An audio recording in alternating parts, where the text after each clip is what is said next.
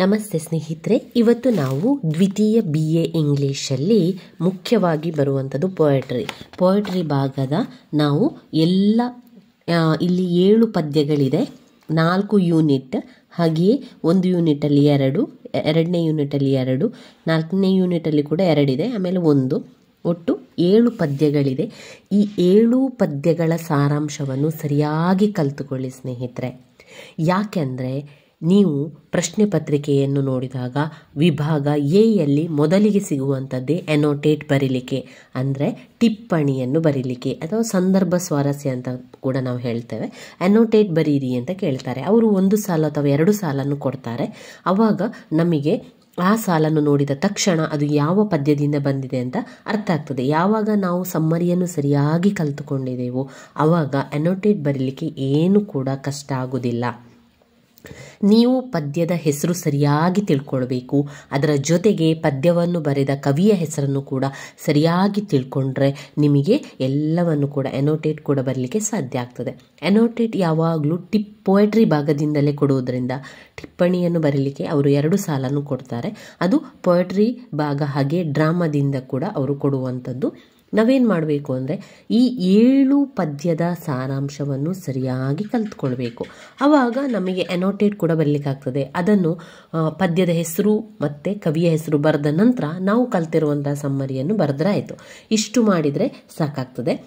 ಈ ಒಂದು ವಿಡಿಯೋದಲ್ಲಿ, ಈ ಒಂದೇ ವಿಡಿಯೋದಲ್ಲಿ ನಾವು ಸಂಪೂರ್ಣ 7 ಪದ್ಯದ ಸಾರಾಂಶವನ್ನು ತಿಳಿತಾ ಹೋಗುವ. ಕನ್ನಡದಲ್ಲಿ ಆ ಸಾರಾಂಶವನ್ನು ನಾನು ನಿಮಗೆ ಸರಳವಾಗಿ ಸುಲಭವಾಗಿ ತಿಳಿಸ್ಕೊಡ್ತಾ ಹೋಗ್ತೇನೆ. ಸರಿಯಾಗಿ ಅರ್ಥ ಮಾಡ್ಕೊಳ್ಳಿ. ಹಾಗೆಯೇ ಇಂಗ್ಲೀಷ್ನಲ್ಲಿರುವಂತಹ ಸಮ್ಮರಿಯನ್ನು ಕೂಡ ಯಾವುದು ನಾನು ಓದ್ಕೊಂಡಿದ್ದೇನೆ ಅದನ್ನೇ ನಿಮಗೂ ಕೂಡ ಇಂಗ್ಲೀಷ್ ಸಮ್ಮರಿಯನ್ನು ಕೂಡ ತೋರಿಸ್ತಾ ಹೋಗ್ತೇನೆ. ಈಗ ಮೊದಲಿಗೆ ಬರುವಂಥದ್ದು ವಿಲಿಯಂ ಶೇಕ್ಸ್ಪಿಯರ್ ಬರೆದಿರುವಂತಹ ಪದ್ಯ Polonius advice to his son. ಅವನ ಮಗನಿಗೆ ಅಡ್ವೈಸ್ ಮಾಡುವಂಥದ್ದು. ಪೊಲೋನಿಯಸ್ ತಂದೆ, ಅವನು ತನ್ನ ಮಗನಿಗೆ ಅಡ್ವೈಸ್ ಅನ್ನು ಮಾಡುವಂತಹ ಒಂದು ಪದ್ಯ ಆಗಿದೆ. ವಿಲಿಯಂ ಶೇಕ್ಸ್ಪಿಯರ್ ಅವರ ಪದ್ಯ ಆಗಿದೆ. ಇಲ್ಲಿಂದ ನೋಡಿ ಸಂಪೂರ್ಣವಾದ ಪಾಠದ ವಿಷಯ ಇರ್ತದೆ. ಈ ಒಂದು ಪದ್ಯದಲ್ಲಿ ಬರುವಂತಹ ಪಾತ್ರಧಾರಿಗಳು ಅಂದರೆ ಪೊಲೋನಿಯಸ್, ಲರೇಟ್ಸ್. ಪೊಲೋನಿಯಸ್ ಅಂದರೆ ತಂದೆ, ಲರೇಟ್ಸ್ ಅಂದರೆ ಮಗ. ಆಮೇಲೆ ಪೊಲೋನಿಯಸ್ಸಿಗೆ 2 ಜನ ಮಕ್ಕಳು. ಒಬ್ಬ ಲರೇಟ್ಸ್ ಅಂತ, ಮತ್ತೊಬ್ಬಳು ಮಗಳು ಒಫೇಲಿಯಾ ಎನ್ನುವಂಥದ್ದು, ಮಗ ಮತ್ತು ಮಗಳು. ಇಲ್ಲಿ ತಂದೆ ಮಗನಿಗೆ ಅಡ್ವೈಸ್ ಅನ್ನು ಮಾಡುವಂಥದ್ದು. ಇಲ್ಲಿಂದಲೇ ಇದೆ ನೋಡಿ ನೀವು. ಯಾರು ಈ ಲರೇಟ್ಸ್, ಅವನು ಎಲ್ಲಿ ಕಲಿತಾ ಇದ್ದ? ಅವನು ಸಾರ್ಬೋನ್ ಯೂನಿವರ್ಸಿಟಿ, ಪ್ಯಾರಿಸಲ್ಲಿ ಅವನು ಯೂನಿವರ್ಸಿಟಿಯಲ್ಲಿ ಕಲಿತಾ ಇದ್ದಂತಹ ಹುಡುಗ. ಒಂದು ದಿವಸ ಅವರು ಶಿಪ್ಪಲ್ಲಿ ಹೋಗ್ತಾ ಇರುವಂಥ ಸಂದರ್ಭದಲ್ಲಿ ನೋಡಿ, ಸಮ್ಮರಿ ಇಲ್ಲೇ ಇದೆ ನೋಡಿ, ತುಂಬಾ ಅರ್ಥವಾಗುವಂತಹ ಸಮ್ಮರಿ. ಪುಟ ಸಂಖ್ಯೆ 4ರಲ್ಲಿದೆ. ಇಂಗ್ಲೀಷ್ ಟೆಕ್ಸ್ಟ್ ಬುಕ್ ಇದ್ದವರು ನೀವು ಇದರಲ್ಲೇ ಟೆಕ್ಸ್ಟ್ ಬುಕ್ಕಲ್ಲೇ ಗುರುತನ್ನು ಹಾಕ್ಕೊಂಡು ಓದ್ಕೊಳ್ತಾ ಹೋಗಿ. ಒಂದು ವೇಳೆ ಯಾರೆಲ್ಲ ಟೆಕ್ಸ್ಟ್ ಬುಕ್ ಇಲ್ಲ ಅಂತ ಇದ್ದೀರಾ ಅವರು ಇದನ್ನು ಸ್ಕ್ರೀನ್ಶಾಟನ್ನು ತೆಗೆದು ನಿಮಗೆ ಸಮಯ ಇದ್ದಾಗ ಬರ್ಕೊಳ್ಳಿ, ಅಥವಾ ನೀವು ವಿಡಿಯೋವನ್ನು ನೋಡ್ತಾ ಇರುವಾಗಲೇ ಅದನ್ನು ಪಾಸ್ ಕೊಟ್ಟು ಅಲ್ಲಿರುವಂತಹ ವಿಷಯಗಳನ್ನು ಬರ್ಕೊಳ್ಳಿ. ನಾನು ನಿಮಗೆ ಒಮ್ಮೆ ಸರಿಯಾಗಿ ಅದನ್ನು ತೋರಿಸ್ತೇನೆ ನೋಡಿ. ಇಷ್ಟಿದೆ. ಇದರಲ್ಲಿ ನಾವು ಪಾಯಿಂಟ್ಸ್ ರೀತಿಯಲ್ಲಿ ಓದ್ಕೊಳ್ಬೋದು. ನಾನು ನಿಮಗೆ ಪಾಯಿಂಟ್ಸ್ ಮಾಡಿದನ್ನು ಕೂಡ ತೋರಿಸ್ತೇನೆ, ಯಾವ ರೀತಿ ನಾನು ಪಾಯಿಂಟ್ಸ್ ಮಾಡಿಕೊಂಡು ಪಾಯಿಂಟ್ಸ್ ರೀತಿಯಲ್ಲಿ ನಾನು ಈ Polonius advice to his son ಅನ್ನು ಓದಿರುವಂಥದ್ದು. ಇವಾಗ ನೀವು ಇದನ್ನು ಸ್ಕ್ರೀನ್ಶಾಟ್ ತೆಗಿರಿ ನೋಡಿ, ಸರಿಯಾಗಿ ತೋರಿಸ್ತೇನೆ. ನೀವು ಬರಿತೀರಿ ಅಂತಾದರೆ ಈಗ ಪಾಸ್ ಕೊಟ್ಟು ಬರಿತಾ ಹೋಗಿ. ಇದರ ಸಾರಾಂಶವನ್ನು ನಾನು ಹೇಳ್ತಾ ಹೋಗ್ತೇನೆ ನೋಡಿ. ಪೊಲೋನಿಯಸ್ಸಿಗೆ 2 ಮಕ್ಕಳು, ಲರೇಟ್ಸ್ ಮತ್ತು ಒಫೇಲಿಯಾ. ಲರೇಟ್ಸ್ ಅಂದರೆ ಮಗ, ಒಫೇಲಿಯಾ ಅಂದರೆ ಮಗಳು. ಈ ಲರೇಟ್ಸ್ ಅವರಿಬ್ಬರು ಕಲಿತಾ ಇರ್ತಾರೆ. ಲರೇಟ್ಸ್ ಮಗ ಸಾರ್ಬೋನ್ ಯೂನಿವರ್ಸಿಟಿ ಪ್ಯಾರಿಸ್ನಲ್ಲಿ ಕಲಿತಾನೆ. ಅದರ ಸಂಪೂರ್ಣ ಡೀಟೇಲ್ಸ್ ಇಲ್ಲಿದೆ ನೋಡಿ, ಪುಟ ಸಂಖ್ಯೆ 3ರಲ್ಲಿದೆ. ಸಾರ್ಬೋನ್ ಯೂನಿವರ್ಸಿಟಿ ಪ್ಯಾರಿಸ್ನಲ್ಲಿ ಕಲಿತಾ ಇರುವಂಥದ್ದು.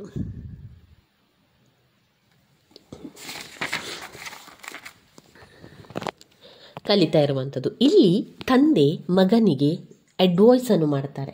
ಒಂದು ದಿವಸ ಶಿಪ್ಪಲ್ಲಿ ಹೋಗ್ತಾ ಇರುವಂತಹ ಸಂದರ್ಭದಲ್ಲಿ ಅಲ್ಲಿಂದ ಎದ್ದು ಆ ಒಂದು ವಿಷಯವನ್ನು ಅಥವಾ ಒಂದು ಅಡ್ವೈಸ್ ಅನ್ನು ಅಥವಾ ಮಗನಿಗೆ ಮಾಡ್ತಾ ಹೋಗುವಂಥದ್ದು. ಅಲ್ಲಿ ಒಬ್ಬ ಮುಖ್ಯ ಗುರುಗಳು ಅಥವಾ ಒಬ್ಬ ರಾಜನ ಮರಣ ನಂತರ ಯಾರಿಗೆ ಪಟ್ಟ ಕಟ್ಟಬೇಕು ಎನ್ನುವಂಥ ವಿಚಾರ ಬರ್ತದೆ. ಹ್ಯಾಮ್ಲೆಟ್ ತೀರಿದ ಮೇಲೆ ಯಾರಿಗೆ ಪಟ್ಟ ಮಾಡುವುದು ಅಂತ ಹೇಳಿ ವಿಷಯ ಬಂದಾಗ ಆ ಒಂದು ಪೋಯಮ್ನಲ್ಲಿ ಆ ಒಂದು full of worldly advice is given to son, ಅವನ ಮಗನಿಗೆ ತಂದೆ ಪೊಲೋನಿಯಸ್ ಅಡ್ವೈಸ್ ಮಾಡ್ತಾರೆ. ಆ ಒಂದು ವಿಚಾರವಾಗಿ ಲರೇಟ್ಸ್ ಹೇಳಲಿಕ್ಕೆ ಆರಂಭ ಮಾಡ್ತಾನೆ. ಒಂದು ವಿಷಯವನ್ನು ಇನ್ನೊಬ್ಬರಿಗೆ ಹೇಳಲಿಕ್ಕೆ ತುಂಬ ಜನ ಇರುವಂಥ ಸಂದರ್ಭದಲ್ಲಿ ಹೇಳ್ತಾ ಇರುವಂಥದ್ದು. ಅಂಥ ಸಂದರ್ಭದಲ್ಲಿ ಪೊಲೋನಿಯಸ್ ಮಗನಿಗೆ ಅಡ್ವೈಸ್ ಮಾಡ್ತಾ ಹೋಗ್ತಾನೆ. ಯಾಕೆ, ಏನು ವಿಷಯ ಹೇಳ್ತಾನೆ ಅಂದರೆ, ತಂದೆ ಹೇಳ್ತಾನೆ ಮಗನಲ್ಲಿ, ನೋಡು ಮಗನೇ, ಸಡನ್ ಆಗಿ ಏನನ್ನು ಕೂಡ ಹೇಳಬಾರ್ದು. ತುಂಬ ಜನ ಇರುವಂತಹ ಪರಿಸ್ಥಿತಿಯಲ್ಲಿ ಅಥವಾ ಒಂದು 4 ಜನ ಇದ್ದಾರೆ ಅಂತ ಇಟ್ಕೊಳ್ಳುವ, ಆವಾಗ ನಾವು ಸಡನ್ನಾಗಿ ಏನು ಕೂಡ ಹೇಳಲಿಕ್ಕೆ ಹೋಗಬಾರ್ದು. ಯೋಚನೆ ಮಾಡಿ ನೀನು ಮಾತನಾಡಬೇಕು. ಯೋಚನೆ ಮಾಡಿ ನಾನು ಹೇಳುವಂಥದ್ದು ಸರಿಯಾಗಿರ್ಬೋದು, ಸರಿಯಾಗಿದೆ ಅಂತ ನಿನಗೆ ಅನಿಸಿದಾಗ ಅದನ್ನು ನೀನು ಮಾತನಾಡಬೇಕು. ಒಂದು 4 ಜನರ ನಡುವೆ ನೀನು ಮಾತನಾಡ್ತಾ ಇದ್ದೀಯ ಅಂತಾದರೆ ಅವರಿಗೆಲ್ಲರಿಗೂ ಕೂಡ ನಿನ್ನ ಮೇಲೆ ನಂಬಿಕೆ ಇರಬೇಕು. ನೀನು ಆ ರೀತಿಯ ನಂಬಿಕೆಯನ್ನು ಗಳಿಸಬೇಕು. ಒಂದು 10 ಜನರ ಜೊತೆಗೆ ನೀನಿದೆಯಾ ಅಂದರೆ ಒಳ್ಳೆಯ ಗೆಳೆತನವನ್ನು ಮಾಡಬೇಕು. ಒಂದು ಒಳ್ಳೆಯ ಗೆಳೆತನವನ್ನು ಮಾಡಿದ ನಂತರ ಅದನ್ನು ಸದಾಕಾಲ ನೀನು ಕಾಪಾಡಬೇಕು. ಒಂದು ಒಳ್ಳೆಯ ಗೆಳೆತನವನ್ನು ಮಾಡಬೇಕು. ಆ ಗೆಳೆತನ ಮಾಡಿದ ನಂತರ ನೀನೇನು ಮಾಡಬೇಕು ಅಂದರೆ ಆ ಗೆಳೆತನವನ್ನು ಕಾಪಾಡಲಿಕ್ಕೆ ನೀನು ಕಾಪಾಡ್ತಾನೆ ಇರಬೇಕು. ಎಲ್ಲರ ಮಾತನ್ನು ಕೇಳಬೇಕು ನೀನು. ಈಗ 10 ಜನರ ನಡುವಲ್ಲಿ ನೀನು ಇದೆಯಾ ಅಂತ ಆದರೆ ಆ 10 ಜನರ ಮಾತನ್ನೆಲ್ಲವನ್ನು ನೀನು ಸರಿಯಾಗಿ ಕೇಳ್ಕೊಳ್ಬೇಕು. ನಿನ್ನ ತೀರ್ಪನ್ನು, ನಿನ್ನ ಅನಿಸಿಕೆಯನ್ನು ನೀನು ಹೇಳಬೇಕು ಅಂತಾದರೆ ಅದನ್ನು ಸಡನ್ನಾಗಿ ನೀನು ಹೇಳಬಾರ್ದು. ನಿನ್ನ ತೀರ್ಪನ್ನು ಮಾತ್ರ ಎಲ್ಲರಿಗೂ ಕೂಡ ನೀನು ಹೇಳಬಾರ್ದು. ಅದನ್ನು ಆಲೋಚನೆ ಮಾಡಿ ಇಟ್ಕೊಳ್ಬೇಕು. ನಿನ್ನ ಸರದಿ ಬಂದಾಗ ಅದನ್ನು ನೀನು ಹೇಳಬೇಕೇ ವಿನಃ ನಡುವಲ್ಲಿ ನೀನು ಸಡನ್ನಾಗಿ ಯಾವುದೇ ಉತ್ತರವನ್ನು ತೆಗೆದುಕೊಳ್ಬಾರದು. ಇನ್ನು ಬಟ್ಟೆ ವಿಚಾರಕ್ಕೆ ಬರ್ತಾನೆ ಅಪ್ಪ ಹೇಳ್ತಾನೆ, ನೋಡು, ನೀನು ಎಷ್ಟು ಬಟ್ಟೆಗಳನ್ನು ತಗೊಳ್ತೀಯ ಎನ್ನುವಂಥದ್ದಲ್ಲ, ನೀನು ತೆಗೆದುಕೊಂಡಿರುವಂತಹ ಬಟ್ಟೆ ಇದೆಯಲ್ಲ ಅದು ಒಳ್ಳೆಯ ಬಟ್ಟೆ ಆಗಿರಬೇಕು. ತುಂಬ ಬಟ್ಟೆಯನ್ನು ತಗೊಂಡು ಯಾವುದೂ ಒಳ್ಳೆಯದಿಲ್ಲ ಅಂತಾದರೆ ಅದಕ್ಕೆ ಬೆಲೆ ಇಲ್ಲ. ಅದೇ ನೀನು ಒಂದೇ ಒಂದು ಬಟ್ಟೆಯನ್ನು ತಗೊಂಡ್ರೂ ಕೂಡ ಆ ಒಂದು ಬಟ್ಟೆ ಸರಿಯಾಗಿರಬೇಕು. ಒಳ್ಳೆಯ ಬಟ್ಟೆಯನ್ನು ತೆಗೆದುಕೊಳ್ಬೇಕು. ಯಾಕಂದರೆ ಅವರು ಜೀವಿಸುವಂತಹ ಒಂದು ಫ್ರಾನ್ಸ್ನಲ್ಲಿ ಒಳ್ಳೆಯ ಬಟ್ಟೆಯನ್ನು ಹಾಕಿದವರಿಗೆ ಒಳ್ಳೆಯ ಮರ್ಯಾದೆ ಕೂಡ ಇದೆ, ಒಳ್ಳೆಯ ಬೆಲೆ ಇದೆ. ಆದ್ದರಿಂದ ಫ್ರಾನ್ಸ್ನಲ್ಲಿ ನೀನು ಒಳ್ಳೆಯ ಬಟ್ಟೆಗಳನ್ನು ಹಾಕಬೇಕು.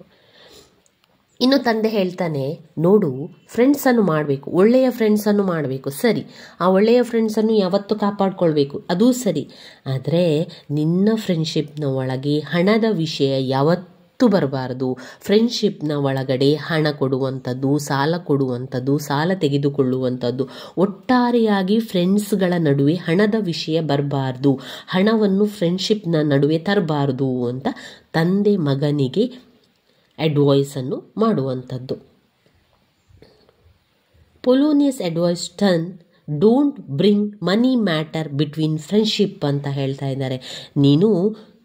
ನಿನಗೆ ಸತ್ಯ ಆಗಿರಬೇಕು. ಮೊದಲಿಗೆ ನೀನು ಎಲ್ಲರ ಹತ್ರ ನೀನು ವಿಷಯ ಹೇಳ್ತಾ ಇದ್ದೀನಿ ಅಂತಾದರೆ ನಿನಗೆ ನೀನು ಸತ್ಯವಾಗಿರಬೇಕು. ನಿನಗೆ ಅನಿಸ್ಬೇಕು ನಾನು ಮಾತನಾಡುವಂಥದ್ದು ಸತ್ಯವಾದ ಮಾತು, ನಿನಗೆ ನೀನು ಸತ್ಯವಾಗಿರಬೇಕು. ನಂತರ ಅವರಿಗೆಲ್ಲರಿಗೂ ಕೂಡ ನೀನು ಸತ್ಯವಾಗಿರಬೇಕಂಥದ್ದು. ಹಾನೆಸ್ಟ್ ಇರಬೇಕು ಜೀವನದಲ್ಲಿ. ಮುಖ್ಯವಾಗಿ ಒಳ್ಳೆಯತನ, honesty is the best policy. ನಮ್ಮ ಲೈಫಲ್ಲಿ ನನ್ನ ಆಶೀರ್ವಾದ ನಿನಗೆ ಯಾವಾಗಲೂ ಇದೆ ಮಗನೇ. ನೀನು ಯಾವತ್ತೂ ಹಾನೆಸ್ಟ್ ಆಗಿ ಇರಬೇಕು. ಮನುಷ್ಯನಿಗೆ ಯಾವತ್ತೂ ಗುಣ ಮುಖ್ಯ. Character is very very important. ಮನುಷ್ಯ ಆಗಿ ಹುಟ್ಟಿದ ಮೇಲೆ ಪ್ರತಿಯೊಬ್ಬ ಮನುಷ್ಯನಿಗೂ ಕೂಡ ಗುಣ ಎನ್ನುವಂಥದ್ದು ತುಂಬಾ ಮುಖ್ಯ. ಗೆಳೆಯರನ್ನು ಬಾಹ್ಯವಾಗಿ ಆಕರ್ಷಿತವಾಗಿರದೆ ಕ್ಯಾರೆಕ್ಟರಿಂದ ಹತ್ತಿರ ಆಗು. ಹಣದಿಂದ ಗುಣ ಬರುವುದಿಲ್ಲ. ಇಲ್ಲಿ ತಂದೆ ಹೇಳ್ತಾನೆ, ನೀನು ಒಳ್ಳೆಯ ಫ್ರೆಂಡ್ಸನ್ನು ಮಾಡಬೇಕು, ಒಳ್ಳೆಯ ಫ್ರೆಂಡ್ಶಿಪ್ಪನ್ನು ಮಾಡಬೇಕು, ಸರಿ. ಆದರೆ ಆಕರ್ಷಣೆಯಿಂದ ಫ್ರೆಂಡ್ಶಿಪ್ಪನ್ನು ಮಾಡಬಾರ್ದು. ಒಬ್ಬ ಚಂದ ಇದ್ದಾನೆ, ಒಬ್ಬಳು ಚಂದ ಇದ್ದಾಳೆ ಅಂತ ಹೇಳಿ ನೀನು ಫ್ರೆಂಡ್ಶಿಪ್ಪನ್ನು ಮಾಡಬಾರ್ದು. ಅವರ ಗುಣವನ್ನು ನೋಡಿ ಫ್ರೆಂಡ್ಶಿಪ್ಪನ್ನು ಮಾಡಬೇಕು. ಅವರ ಒಳ್ಳೆಯ ಗುಣಕ್ಕೆ ನೀನು ಬೆಲೆ ಕೊಡಬೇಕು. ಅವರ ಒಳ್ಳೆಯ ಗುಣದಿಂದ ಫ್ರೆಂಡ್ಸ್ ಆಗಬೇಕೇ ವಿನಃ ಆಕರ್ಷಣೆಯಿಂದಲ್ಲ. ಯಾವತ್ತೂ ಹಣವನ್ನು ನಿನ್ನ ಸ್ನೇಹಿತರ ನಡುವೆ, ಫ್ರೆಂಡ್ಶಿಪ್ನ ನಡುವೆ ಹಣವನ್ನು ಕೂಡ ತಗೊಂಡು ಬರಬಾರ್ದು, ಹಣವನ್ನು ಅದರೊಳಗೆ ತಗೊಂಡು ಬರಬಾರ್ದು. ಹಾಗೆಯೇ ಒಳ್ಳೆಯ ಗುಣ ಇದೆಯಲ್ಲ, ಹಣದಿಂದ ಪಡೆದುಕೊಳ್ಳಲಿಕ್ಕೆ ಸಾಧ್ಯನೇ ಇಲ್ಲ. ಗುಣ, ಅದು ಒಳ್ಳೆಯ ಗುಣ ಎನ್ನುವಂಥದ್ದು ಹಣದಿಂದ ಗುಣ ಬರಲಿಕ್ಕೆ ಸಾಧ್ಯ ಇಲ್ಲ. ಅದರಿಂದ ಒಳ್ಳೆಯ ಫ್ರೆಂಡ್ಶಿಪ್ ಅಂತ ಮಾಡಿದ ನಂತರ ಅದನ್ನು ಬಿಟ್ಟುಕೊಡಬಾರ್ದು, ಅದನ್ನು ಕೊನೆಯ ತನಕ ಕಾಪಾಡಿಕೊಂಡು ಬರಬೇಕು. ನೀನು ಒಳ್ಳೆಯ ಫ್ರೆಂಡ್ಶಿಪ್ಪನ್ನು ಮಾಡಿದ ನಂತರ ಕೊನೆಯ ತನಕ ಅವರ ಕೈ ಹಿಡಬೇಕು, ಅವರನ್ನು ಬಿಟ್ಟು ಬಿಡಬಾರ್ದು, ಅವರಿಗೆ ಯಾವತ್ತೂ ರಕ್ಷಣೆಯಾಗಿರಬೇಕು, ಅವರಿಗೆ ಯಾವತ್ತೂ ಪ್ರೀತಿಯನ್ನು ಕೊಡಬೇಕು ಅಂತ ಹೇಳುವಂಥದ್ದು. ಇದೆಲ್ಲ ಕೂಡ ಪೊಲೋನಿಯಸ್ ತನ್ನ ಮಗನಿಗೆ ಹೇಳುವಂತಹ ಒಂದು ಸಂದೇಶ. ಅವನು ಅಡ್ವೈಸ್ ಮಾಡ್ತಾ ಇದ್ದಾನೆ ಮಗನಿಗೆ, ಅವನು ಎಲ್ಲವನ್ನು ತಿಳಿ ಹೇಳ್ತಾ ಇದ್ದಾನೆ. ನೀನು ಈ ರೀತಿ ಮಾಡಬೇಡ, ಆ ರೀತಿ ಮಾಡಬೇಕು, ಒಳ್ಳೆಯ ಗುಣ ಇರಬೇಕು, ಹಾನೆಸ್ಟಿ ಆಗಿರಬೇಕು, ಎಲ್ಲ ರೀತಿಯ ಉತ್ತಮವಾದ ಸಲಹೆಗಳನ್ನು ಪೊಲೋನಿಯಸ್ ತನ್ನ ಮಗನಿಗೆ ಹೇಳ್ತಾನೆ. ಕೊನೆಯದಾಗಿ ಅವನು ಹೇಳ್ತಾನೆ ಮಗನಲ್ಲಿ, ನೋಡು ಮಗನೇ, ನನ್ನ ಆಶೀರ್ವಾದ ನಿನಗೆ ಸದಾಕಾಲ ಇರ್ತದೆ. ನೀನು ಇದೇ ರೀತಿ ಒಳ್ಳೆಯತನದಿಂದ ಒಳ್ಳೆಯ ಜೀವನವನ್ನು ಮಾಡು ಅಂತ ಅವನು ಫೇರ್ವೆಲ್, ಅವನನ್ನು ಬಿಟ್ಟು ಕೊಡುವಂಥದ್ದು, ಬೀಳ್ಕೊಡುವಂಥದ್ದನ್ನು ನಾವು ಕಾಣ್ಬೋದು. ತಂದೆಯ ಮಾಹಿತಿಗಳನ್ನು, ತಂದೆಯ ಸಂದೇಶವನ್ನು ಲರೇಟ್ಸ್ ಒಪ್ಕೊಳ್ತಾನೆ. ಅವನು ತಕ್ಕೊಂಡು ಅಲ್ಲಿಂದ ಹೋಗುವಂಥದ್ದನ್ನು ಕಾಣ್ಬೋದು. ಇದು ಅಡ್ವೈಸ್ ಮಾಡುವಂಥದ್ದು ತುಂಬಾ ಅರ್ಥಗರ್ಭಿತವಾಗಿರುವಂಥ ಒಂದು ಪದ್ಯ ಅಂತಲೇ ಹೇಳ್ಬೋದು. ಇದರಲ್ಲಿ ನಾನು ಮಾಡಿರುವಂತಹ ಪಾಯಿಂಟ್ಸ್ ಈ ರೀತಿಯಾಗಿದೆ ನೋಡಿ ಇಂಗ್ಲೀಷ್ನಲ್ಲಿ. ಅದರಲ್ಲಿ ಇದೆ ನೋಡಿ, ಈ ಸಮ್ಮರಿಯಿಂದಲೇ ನಾನು ಬರೆದಿರುವಂಥದ್ದು, ಅದನ್ನು ಪಾಯಿಂಟ್ಸ್ ರೀತಿಯಲ್ಲಿ ಬರ್ಕೊಂಡಿದ್ದೇನೆ ಅಷ್ಟೇ. ನೋಡಿ, ಇಲ್ಲಿ ನಿಮಗೆ ಇದು ಸರಿಯಾಗಿ ಕಾಣ್ತಾ ಇದ್ದರೆ ಸ್ಕ್ರೀನ್ಶಾಟನ್ನಾದರೂ ತಗೊಳ್ಳಿ. ಬುಕ್ಸ್ ಇಲ್ಲ ಅಂತ ಆದವರು ನೋಡಿ, ಇಲ್ಲಿ ಪಾಯಿಂಟ್ಸ್ ರೀತಿಯಲ್ಲಿ ಒಟ್ಟು 9 ಪಾಯಿಂಟ್ಸನ್ನು ಮಾಡಿದ್ದೇನೆ. ಆ 9 ಪಾಯಿಂಟ್ಸನ್ನೇ ವಿವರಿಸ್ತಾ ಬರೆದ್ರೆ ನಿಮಗೆ 3 ಪುಟದಷ್ಟು ಬರೀಲಿಕ್ಕೆ ಏನೂ ಕೂಡ ಕಷ್ಟ ಆಗೋದಿಲ್ಲ. ಈ ಪೊಲೋನಿಯಸ್ ಅಡ್ವೈಸ್ ಸನ್ನಿಂದ ಅನೋಟೇಟ್ ಕ್ವಶನ್ಸನ್ನು ಕೊಡ್ತಾರೆ. ಅಲ್ಲಿ ಏನಾದರೂ ಒಂದು ಸಾಲಲ್ಲಿ ಲರೇಟ್ಸ್ ಅಂತ ಬಂದರೆ, ಒಫೇಲಿಯಾ ಎನ್ನುವಂಥದ್ದು ಬಂದರೆ, ಫಾದರ್ಸ್ ಅಡ್ವೈಸ್ ಅಂತ ಬಂದರೆ, ಪೊಲೋನಿಯಸ್ ಎನ್ನುವಂಥ ವಿಚಾರ, ಎಲ್ಲ ವಿಚಾರ ಬಂದರೆ ಆಗ ನಿಮಗೆ ಗೊತ್ತಾಗಬೇಕು ಈ ಒಂದು ಪದ್ಯ Polonius advice to his son ಪದ್ಯದಿಂದ ಆರಿಸಿಕೊಳ್ಳಲಾಗಿದೆ. ಈ poetry written by William Shakespeare ಅಂತ ನೀವು ಬರಿಬೇಕಾಗ್ತದೆ. ನಂತರ ಈ ಒಂದು ಸಮ್ಮರಿಯನ್ನು ಬರಿತಾ ಹೋಗಿ. ಇಲ್ಲಿ ಮಾಡಿರುವಂತಹ points: 1, full of worldly advice is given by Polonius to his son Laertes. 2, careful and conscious in thinking. Conscious ಬೇಕು, ಕೇರ್ಫುಲ್ ಬೇಕು, ನೀನು ಯೋಚನೆ ಮಾಡುವಂಥ ವಿಚಾರ ನಿನಗೆ ಗೊತ್ತಿರಬೇಕು. Careful and conscious in thinking, taking and acting. Talking ಮತ್ತು acting. Careful and conscious in thinking, ಆಮೇಲೆ ಟಾಕಿಂಗ್ ಮತ್ತು acting. Attract friends only with his virtuous character, not with money. Character, ಒಳ್ಳೆಯ ಕ್ಯಾರೆಕ್ಟರನ್ನು ಅಟ್ರಾಕ್ಷನ್ ಆಗಬೇಕೇ ವಿನಃ ಹಣ ಅಲ್ಲ. Character is very important in every one life. 5, good habits ಇರಬೇಕು. Honesty is the best policy. Honesty ತುಂಬಾ ಮುಖ್ಯವಾದಂಥ ಪಾಲಿಸಿ ನಮ್ಮ ಜೀವನದಲ್ಲಿ. Don't bring money matter between ಫ್ರೆಂಡ್ಶಿಪ್ನ ನಡುವೆ ಮನಿ ಮ್ಯಾಟರನ್ನು ತಗೊಂಡು ಬರಬೇಡ. Laertes takes father's advice. ಕೊನೆಯದಾಗಿ ಲರೇಟ್ಸ್ ತಂದೆಯ ಅಡ್ವೈಸನ್ನು ತಗೊಳ್ತಾನೆ. Polonius blesses him. ಆಮೇಲೆ ತಂದೆ ಅವನಿಗೆ ಬ್ಲೆಸ್ ಮಾಡ್ತಾರೆ. ಪೊಲೋನಿಯಸ್ ಲರೇಟ್ಸಿಗೆ ಬ್ಲೆಸ್ ಮಾಡುವಂಥದ್ದು. ಇವಿಷ್ಟು ವಿಚಾರಗಳು ಇಲ್ಲಿ ಬರುವಂಥದ್ದನ್ನು ಕಾಣ್ಬೋದು. ಇನ್ನು ಬರುವಂತಹ ಎರಡನೆಯ ಯೂನಿಟ್ 1ರಲ್ಲಿ ಮತ್ತೊಂದು ಪದ್ಯ ಬೆನ್ ಜಾನ್ಸನ್ ಅವರ ಟು ಸೆಲಿಯಾ. ಟು ಸೆಲಿಯಾ ಕೂಡ 15 ಅಂಕಕ್ಕೆ ಪ್ರಶ್ನೆಗಳು ಬಂದಿರುವಂಥದ್ದು ಮುಖ್ಯವಾಗಿರುವಂತಹ ಪದ್ಯ ಆಗಿದೆ. ಅದು ಟು ಸೆಲಿಯಾ.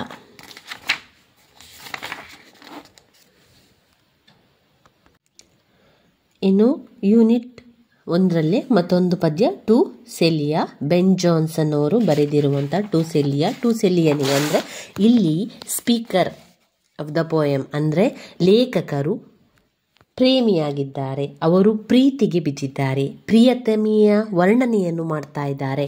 ಅಂದರೆ ಟು ಸೆಲಿಯಾ ಅಂದರೆ ಟು ಸೆಲಿಯಾ ಅಂದರೆ ಇಲ್ಲಿ ಪ್ರಿಯತಮೆ. ಪ್ರಿಯತಮೆ ಯಾರ?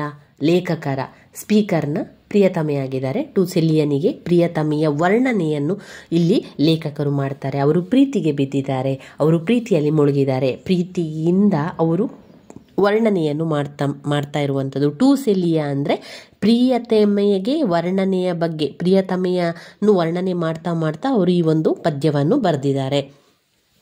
ಇಲ್ಲಿ ಅವರು ಒಂದೊಂದು ವಿಚಾರ, ಈ ಸಮ್ಮರಿ ನೋಡಿ, ಇಲ್ಲೇ ನಾನು ಸಮ್ಮರಿಯನ್ನು ಓದ್ಕೊಂಡಿರುವಂಥದ್ದು. ಇದನ್ನು ಪಾಯಿಂಟ್ಸ್ ರೀತಿಯಲ್ಲಿ ಬರೆದು ಪಾಯಿಂಟ್ಸ್ ರೀತಿಯಲ್ಲಿ ವಿವರಣೆಯನ್ನು ಮಾಡ್ತಾ ಹೋಗಿರುವಂಥದ್ದು. ಮೊದಲ ಪಾಯಿಂಟ್ಸ್ಗೆ ಏನು ಬರ್ತದೆ ಅಂತ ಹೇಳಿದರೆ, kiss in the cup and he will not look for wine.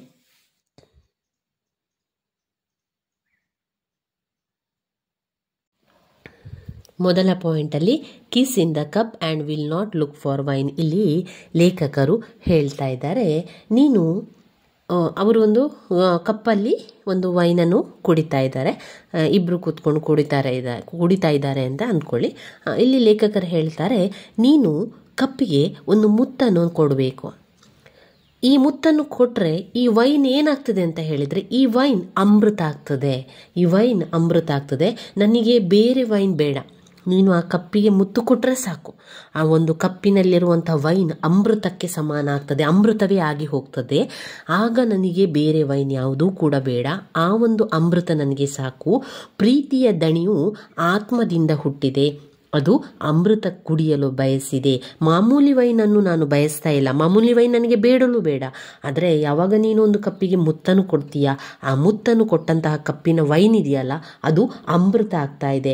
ಪ್ರೀತಿಯ ದಣಿಯು ನನ್ನ ಆತ್ಮದಿಂದ ಹುಟ್ಟಿದೆ, ನನ್ನಲ್ಲಿರುವಂತಹ ಪ್ರೀತಿ ಇದೆಯಲ್ಲ ಆತ್ಮದಿಂದ ಹುಟ್ಟಿದೆ. ಅದು ಏನು ಕೇಳ್ತಾ ಇದೆ ಅಂದರೆ, ಅದು ಅಮೃತವನ್ನು ಕೇಳ್ತಾ ಇದೆ, ಅದು ಅಮೃತವನ್ನು ಕುಡಿಲಿಕ್ಕೆ ಬಯಸಿದೆ. ಆದರೆ ಮಾಮೂಲಿ ವೈನ್ ಬೇಡ ನನಗೆ, ನೀನು ಅಮೃತ ಕೊಟ್ಟರೆ ನಾನು ಬೇರೆ ಯಾವುದೇ ವೈನನ್ನು ಬಯಸುವುದಿಲ್ಲ ಅಂತ ಇಲ್ಲಿ ಮೊದಲ ಪಾಯಿಂಟ್ಸಲ್ಲಿ ಹೇಳ್ತಾ ಇದ್ದಾರೆ.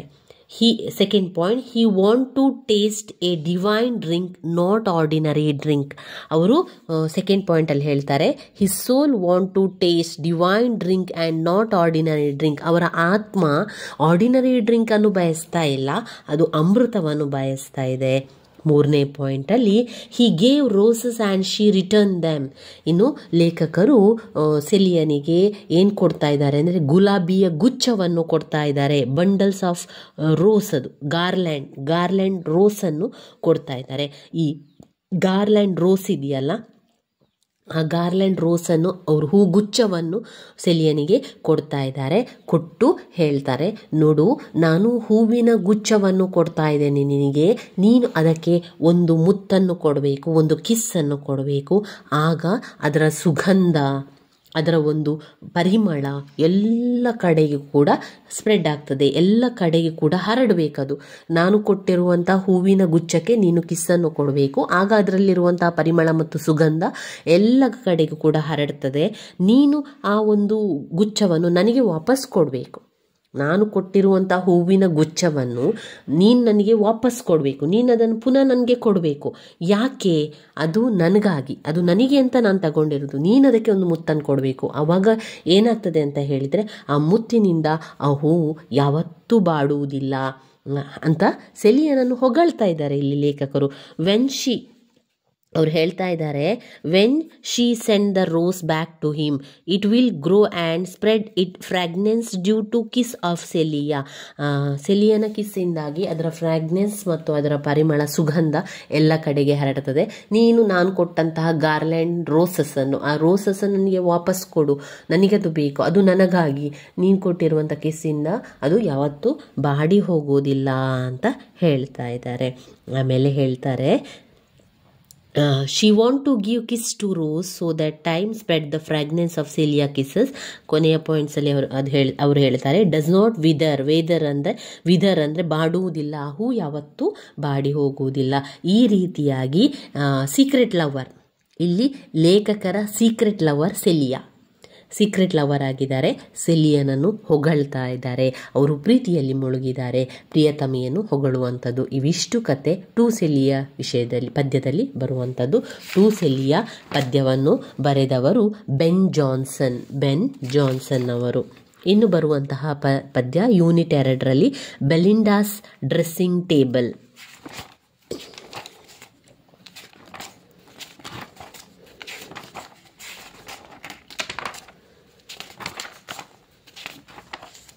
ಬೆಲಿಂಡಾಸ್ ಡ್ರೆಸ್ಸಿಂಗ್ ಟೇಬಲ್, ಬೆಲಿಂಡಾನ ಡ್ರೆಸ್ಸಿಂಗ್ ಟೇಬಲ್ನ ಬಗ್ಗೆ ಇರುವಂಥದ್ದು. ಇದು ನೋಡಿ ಸಮ್ಮರ್ ಇಲ್ಲಿದೆ ನೋಡಿ, Belinda dressing table. Belinda dressing table ಕವಿತೆಯನ್ನು ಬರೆದವರು ಯಾರು? ಅಲೆಕ್ಸಾಂಡರ್ ಪೋಪರವರು ಬೆಲಿಂಡಾ ಡ್ರೆಸ್ಸಿಂಗ್ ಟೇಬಲನ್ನು ಬರೆದಿದ್ದಾರೆ. ಅಂದರೆ ಡ್ರೆಸ್ ಮಾಡುವಂತಹ ಒಂದು ಟೇಬಲ್. ಬೆಲಿಂಡಾ ಡ್ರೆಸ್ಸಿಂಗ್ ಟೇಬಲ್ ಈ selection from the famous mock epics. ತುಂಬ ಮುಖ್ಯವಾಗಿರುವಂತಹ ಒಂದು ಇದರಿಂದ ಆಯ್ಕೆ ಮಾಡಿಕೊಳ್ಳಿದೆ ಅಪಹಾಸ್ಯ. ಮಾಕ್ ಎಪಿಕ್ಸ್ ಅಂದರೆ ಒಂದು ಅಪಹಾಸ್ಯದ ತುಣುಕಿನಿಂದ ಆಯ್ಕೆ ಮಾಡಿಕೊಂಡಿರುವಂಥದ್ದು. ಮಾಕ್ ಎಪಿಕ್ಸ್ ಎನ್ನುವಂಥದ್ದು ಅಪಹಾಸ್ಯ ಅಂತ ಹೇಳುವಂಥದ್ದು. ಈ ಒಂದು ಬೆಲಿಂಡಾ ಡ್ರೆಸ್ಸಿಂಗ್ ಟೇಬಲನ್ನು ಅಲೆಕ್ಸಾಂಡರ್ ಪೋಪರವರು ಅಪಹಾಸ್ಯ ಮಾಡುವುದರ ಮೂಲಕ, ಅಂದರೆ ಒಂದು ತಮಾಷೆ ಮಾಡುವುದರ ಮೂಲಕ ಇಲ್ಲಿ ಹೇಳ್ತಾ ಇದ್ದಾರೆ. ಬೆಲಿಂಡಾ ಎನ್ನುವಂತಹ ಹುಡುಗಿ ಅಪ್ಸರೆ ಆಗಿದ್ದಾಳೆ. ಅವಳು ತುಂಬನೇ ಅಪ್ಸರೆ. ಕನ್ನಡಿಯಲ್ಲಿ ನೋಡಿ ಅವಳು ದೇವತೆಯನ್ನು ಕಾಣುತ್ತಿದ್ದಾಳೆ. ಇಲ್ಲಿ ಕನ್ನಡಿಯ ಮುಖಾಂತರ ಡ್ರೆಸ್ಸಿಂಗ್ ಟೇಬಲ್ ಅಂದರೆ ಡ್ರೆಸ್ ಮಾಡುವಂತಹ ಒಂದು ಟೇಬಲ್ ಆಗಿರುವಂಥದ್ದು. ಇಲ್ಲಿ ಪೋಯೆಟ್ ಹೇಳ್ತಾ ಇದ್ದಾರೆ ಬೆಲಿಂಡಾ ಯಾರು? ಬೆಲಿಂಡಾ ತುಂಬನೇ ಅಪ್ಸರೆ ಅವಳು. ಅವಳು ಕನ್ನಡಿಯಲ್ಲಿ ತನ್ನ ಶೃಂಗಾರವನ್ನು ಮಾಡ್ಕೊಳ್ತಾ ಇದ್ದಾಳೆ.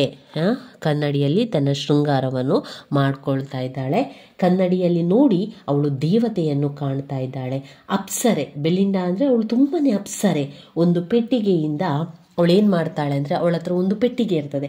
ಆ ಪೆಟ್ಟಿಗೆಯಿಂದ ವಜ್ರ, ಮುತ್ತು, ಸುಗಂಧ ದ್ರವ್ಯ, ಆಮೇಲೆ ಬಾಚಣಿಗೆ, ಕೂದಲನ್ನು ಬಾಚಿಕೊಳ್ಳುವಂತಹ ಬಾಚಣಿಗೆ ಇರ್ತದೆ, ಆಮೆಯ ಕ್ಲಿಪ್ಪು, ಆನೆಯ ದಂತದಿಂದ ಮಾಡಿದಂತಹ ಬಿಳಿ ಬಾಚಣಿಗೆಯನ್ನು ತೆಗೆಯುವಂಥದ್ದು, ಹೊಳೆಯುವ ಪಿನ್ಗಳು, ಆಮೇಲೆ ಬೇರೆ ಬೇರೆ ಮುಖಕ್ಕೆ ಹಾಕುವಂತಹ ಬೇರೆ ಬೇರೆ ಒಂದು ಮುಖಕ್ಕೆ ಹಾಕುವಂತಹ ಬೇರೆ ಬೇರೆ ಐಟಮ್ಗಳು ಎಲ್ಲ ಕೂಡ ಆ ಪೆಟ್ಟಿಗೆಯಲ್ಲಿ ಅವಳು ಇಟ್ಟಿರ್ತಾಳೆ. ಅದನ್ನೆಲ್ಲವನ್ನು ತೆಗೆದು ಅವಳು ಅದನ್ನು ಬಳಸ್ತಾ ಇರ್ತಾಳೆ. ಅದರ ಜೊತೆಗೆ ಬೇರೆ ಬೇರೆ ರೀತಿಯ ಹೊಳೆಯುವ ಪಿನ್ಗಳು, ಆಮೇಲೆ ಅದರ ಜೊತೆಗೆ ಏನಿರ್ತದೆ ಅಂದರೆ ಅವಳ ಒಂದು ಪ್ರೇಮ ಪತ್ರಗಳು, ಇವೆಲ್ಲ ಅವಳಿಗೆ ಮುಖ್ಯವಾಗಿರುವಂಥ ವಸ್ತು. ಅವಳ ಒಂದು ಡ್ರೆಸ್ಸಿಂಗ್ ಟೇಬಲ್ನ ಹತ್ರ ಅವಳಿದ್ದಾಳೆ.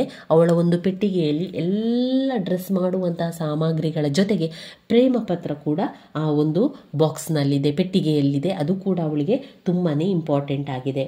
ಬೆಲಿಂಡಾ ತುಂಬ ಸುಂದರವಾಗಿ ಕಾಣ್ತಾ ಇದ್ದಾಳೆ. ಅವಳು ಎಲ್ಲ ಆಭರಣವನ್ನು ಹಾಕಿ ನಗುವಿನಿಂದ ಅವಳ ಸೌಂದರ್ಯ ಇಲ್ಲಿ ಹೆಚ್ಚಿದೆ. ಅವಳು ತುಂಬಾ ಸೌಂದರ್ಯವತಿ.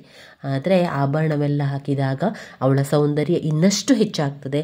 ಕೊನೆಯದಾಗಿ ಅವಳ ಒಂದು ನಗುಮುಖ ಇದೆಯಲ್ಲ, ಆ ನಗುಮುಖ ಅವಳ ಸುಂದರತೆಗೆ, ಸೌಂದರ್ಯಕ್ಕೆ ಇನ್ನಷ್ಟು ಬೆರಗು ಕೊಡುವಂಥದ್ದು ನಗುಮುಖ. ಹಂತ ಹಂತವಾಗಿ ಅವಳ ಅಂದ ಹೆಚ್ಚುತ್ತಾ ಹೋಗ್ತದೆ. ಒಂದು ನೆಕ್ಲೆಸನ್ನು ಹಾಕುವಂಥದ್ದು, ಆಭರಣಗಳನ್ನು ಹಾಕುವಂಥದ್ದು, ಮುಖಕ್ಕೆ ಲೇಪನಗಳನ್ನು ಮಾಡುವಂಥದ್ದು, ಲಿಪ್ಸ್ಟಿಕ್ ಹಾಕುವಂಥದ್ದು, ಕೂದಲಿಗೆ ಶೃಂಗಾರ ಮಾಡುವಂಥದ್ದು, ಹಂತ ಹಂತವಾಗಿ ಅವಳ ಸೌಂದರ್ಯ ಹೆಚ್ಚಾಗ್ತದೆ ಹೋಗ್ತದೆ. ಅದರ ಜೊತೆಗೆ ಒಂದು ನಗುಮುಖ ಅವಳ ಸೌಂದರ್ಯಕ್ಕೆಲ್ಲ ಒಂದು ತುಂಬನೇ ಸೌಂದರ್ಯವನ್ನು ಕೊಡುವಂಥದ್ದು. ಒಬ್ಬರು ತಲೆಬಾಚುವುದು, ಒಬ್ಬರು ಅವಳ ಡ್ರೆಸ್ ಸರಿ ಮಾಡುವುದು, ಇನ್ನು ಅವಳಿಗೆ ಜೊತೆಗೆ ಕೆಲಸಗಾರರಿರ್ತಾರೆ, ಬೆಟ್ಟಿ, ಅವಳ ಸೇವಕಿ ಅಂತ ಹೇಳ್ಬೋದು. ಅವಳ ಸೇವಕಿ ಕೂಡ ಅವಳ ಎಲ್ಲ ಶೃಂಗಾರಕ್ಕೆ ಅವಳು ಕೂಡ ಕಾರಣ ಆಗಿದ್ದಾಳೆ. ಬೆಟ್ಟಿ ಅಂದರೆ ಅವಳ ಒಂದು ಸೇವಕಿಗೂ ಕೂಡ ಹೊಗಳಿಕೆ ಸಿಗ್ತಾ ಇದೆ. ಅಷ್ಟೊಂದು ಸುಂದರವಾಗಿದ್ದಾಳೆ. ಡ್ರೆಸ್ಸಿಂಗ್ ಟೇಬಲ್, ಆ ಒಂದು ಡ್ರೆಸ್ಸಿಂಗ್ ಟೇಬಲಲ್ಲಿ ಅವಳ ಎಲ್ಲ ರೀತಿಯ ವಸ್ತುಗಳನ್ನು ಹಾಕೋದು ಕಾಣ್ಬೋದು. ಇಲ್ಲಿ ಪುಟ ಸಂಖ್ಯೆ 17ರಲ್ಲಿದೆ ನೋಡಿ, ಬೆಲಿಂಡಾ ಡ್ರೆಸ್ಸಿಂಗ್ ಟೇಬಲ್ನ ಸಮ್ಮರಿಯ ಭಾಗ ಇಲ್ಲಿ ಒಂದು ಸ್ವಲ್ಪ ಕೊಟ್ಟಿದ್ದಾರೆ. ಹಾಗೆ ನಾನು ಇಲ್ಲೊಂದು ಸ್ವಲ್ಪ ಬರ್ಕೊಂಡಿದ್ದೇನೆ ನೋಡಿ.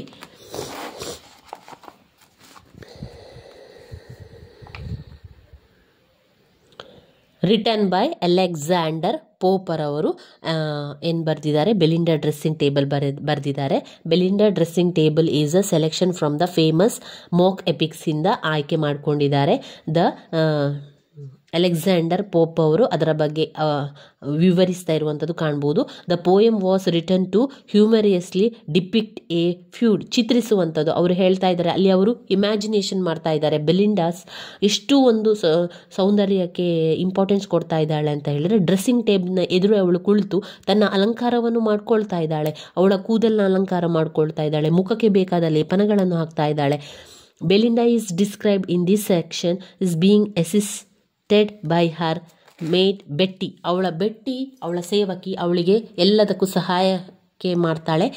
ಎಲ್ಲವನ್ನು ಸಹಾಯ ಮಾಡ್ತಾ ಅವಳ ಸೌಂದರ್ಯಕ್ಕೂ ಕೂಡ ತಲೆ ಬಾಚುವುದನ್ನು ಹಿಡಿದು ಅವಳಿಗೆ ಮುಖಕ್ಕೆ ಮೇಕಪ್ಪನ್ನು ಮಾಡುವಂಥದ್ದು, ಫೇಸ್ಗೆ ಬೇಕಾದಂಥದ್ದನ್ನು ಹಾಕೋದು, ಡ್ರೆಸ್ಸನ್ನು ಸರಿ ಮಾಡುವಂಥ ಎಲ್ಲ ಕೆಲಸಗಳನ್ನು ಮಾಡೋದ್ರಿಂದ ಅವಳಿಗೂ ಕೂಡ ಅಲ್ಲಿ ಅವಳ ಸೇವಕಿಗೂ ಕೂಡ ಹೊಗಳಿಕೆ ಸಿಗ್ತಾ ಇದೆ. The whole process is depicted as an occult ceremony with the, ಅವರು ಇಲ್ಲಿ ಹೇಳ್ತಾ ಇದ್ದಾರೆ, ಅವಳ ಹತ್ರ ಒಂದು ಪೆಟ್ಟಿಗೆ ಇದೆ, ಅದರಲ್ಲಿ ಎಲ್ಲ ಐಟಮ್ಸ್ ಇರ್ತದೆ, ಸೌಂದರ್ಯಕ್ಕೆ ಬೇಕಾದಂಥ ಎಲ್ಲ ಐಟಮ್ಸ್ಗಳು ಕೂಡ ಅದರಲ್ಲಿ ಇದೆ. ಅದನ್ನು ಬಳಸಿಕೊಂಡು ಅವಳು ತನ್ನ ಸೌಂದರ್ಯವನ್ನು ಹಂತವಾಗಿ ಹೆಚ್ಚಿಸ್ತಾ ಹೋಗ್ತಾ ಇದ್ದಾಳೆ. ಕೊನೆಯದಾಗಿ ಎಲ್ಲ ಆಭರಣವನ್ನು ಹಾಕಿದ ಮೇಲೆ, ಡ್ರೆಸ್ಸನ್ನು ಹಾಕಿದ ಮೇಲೆ, ಮುಖಕ್ಕೆ ಬೇಕಾದಂತಹ ಪೌಡರ್ಗಳನ್ನು, ಕ್ರೀಮ್ಗಳನ್ನು ಹಾಕಿದ ನಂತರ, ಲಿಪ್ಸ್ಟಿಕ್ ಹಾಕಿದ ನಂತರ, ಕಣ್ಣಿಗೆ ಕಾಜಲ್ ಹಾಕಿ, ಮುಖಕ್ಕೆ ಸೌಂದರ್ಯ ಇದು ಎಲ್ಲ ಹಾಕಿ, ತಲೆಗೆ ಬೇಕಾದಂಥ ಸೌಂದರ್ಯವನ್ನು ಮಾಡಿದ ನಂತರ ಕೊನೆಯದಾದಂಥ ಒಂದು ನಗು ಇದೆಯಲ್ಲ, ಆ ನಗು ಮುಖ ಇನ್ನಷ್ಟು ಸುಂದರತೆಯನ್ನು ಹೆಚ್ಚುವಂಥದ್ದು. ಇಲ್ಲಿ ಬೆಲಿಂಡಾ ತುಂಬ ಸುಂದರವಾದಂತಹ ಹೆಣ್ಣು ಮಗಳು, ಅವಳು ತುಂಬ ಸುಂದರವಾಗಿದ್ದಾಳೆ.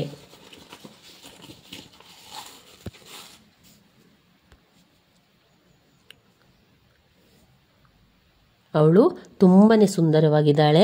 ಬ್ಯೂಟಿಫಿಕೇಷನ್ ಆ್ಯಸ್ ಅ ಅಮ್ಯೂರಸ್ ಆ್ಯಂಡ್ ಅವರು ತುಂಬಾ ಎಲ್ಲ ಬೇಕಾದಂತಹ ಎಲ್ಲ ಪ್ರಿಪೇರ್ ಮಾಡ್ತಾರೆ. ಆ ಪೆಟ್ಟಿಗೆಯಲ್ಲಿ ಬೇಕಾದಂತಹ ಸಾಮಾನು, ಬೇಕಾದಂತಹ ಸೌಂದರ್ಯಕ್ಕೆ ಬೇಕಾದಂಥ ಎಲ್ಲ ಒಂದು ಐಟಮ್ಸ್ಗಳನ್ನು ಇಟ್ಕೊಂಡು ಡ್ರೆಸ್ ಮಾಡ್ತಾ ಇರುವಂಥದ್ದನ್ನು ಹೊಗಳ್ತಾ ಇರುವಂಥದ್ದು ಇಲ್ಲಿ ಲೇಖಕರು ಹೇಳುವಂಥದ್ದು. ಬೆಲಿಂಡಾ ಡ್ರೆಸ್ಸಿಂಗ್ ಟೇಬಲ್ ಬರೆದವರು ಅಲೆಕ್ಸಾಂಡರ್ ಪೋಪ್ ಅವರು. ಕವಿತೆಯ ಹೆಸರು ಹಾಗೆ ಕವಿಯ ಹೆಸರನ್ನು ಕೂಡ ನೀವು ಸರಿಯಾಗಿ ನೆನಪಲ್ಲಿಡಬೇಕು ಸ್ನೇಹಿತರೆ. ಮುಂದೆ ಬರುವಂತಹ ಒಂದು ಪದ್ಯ ಲಂಡನ್, ವಿಲಿಯಂ ಬ್ಲೇಕ್ ಅವರ ಲಂಡನ್ ಪದ್ಯ.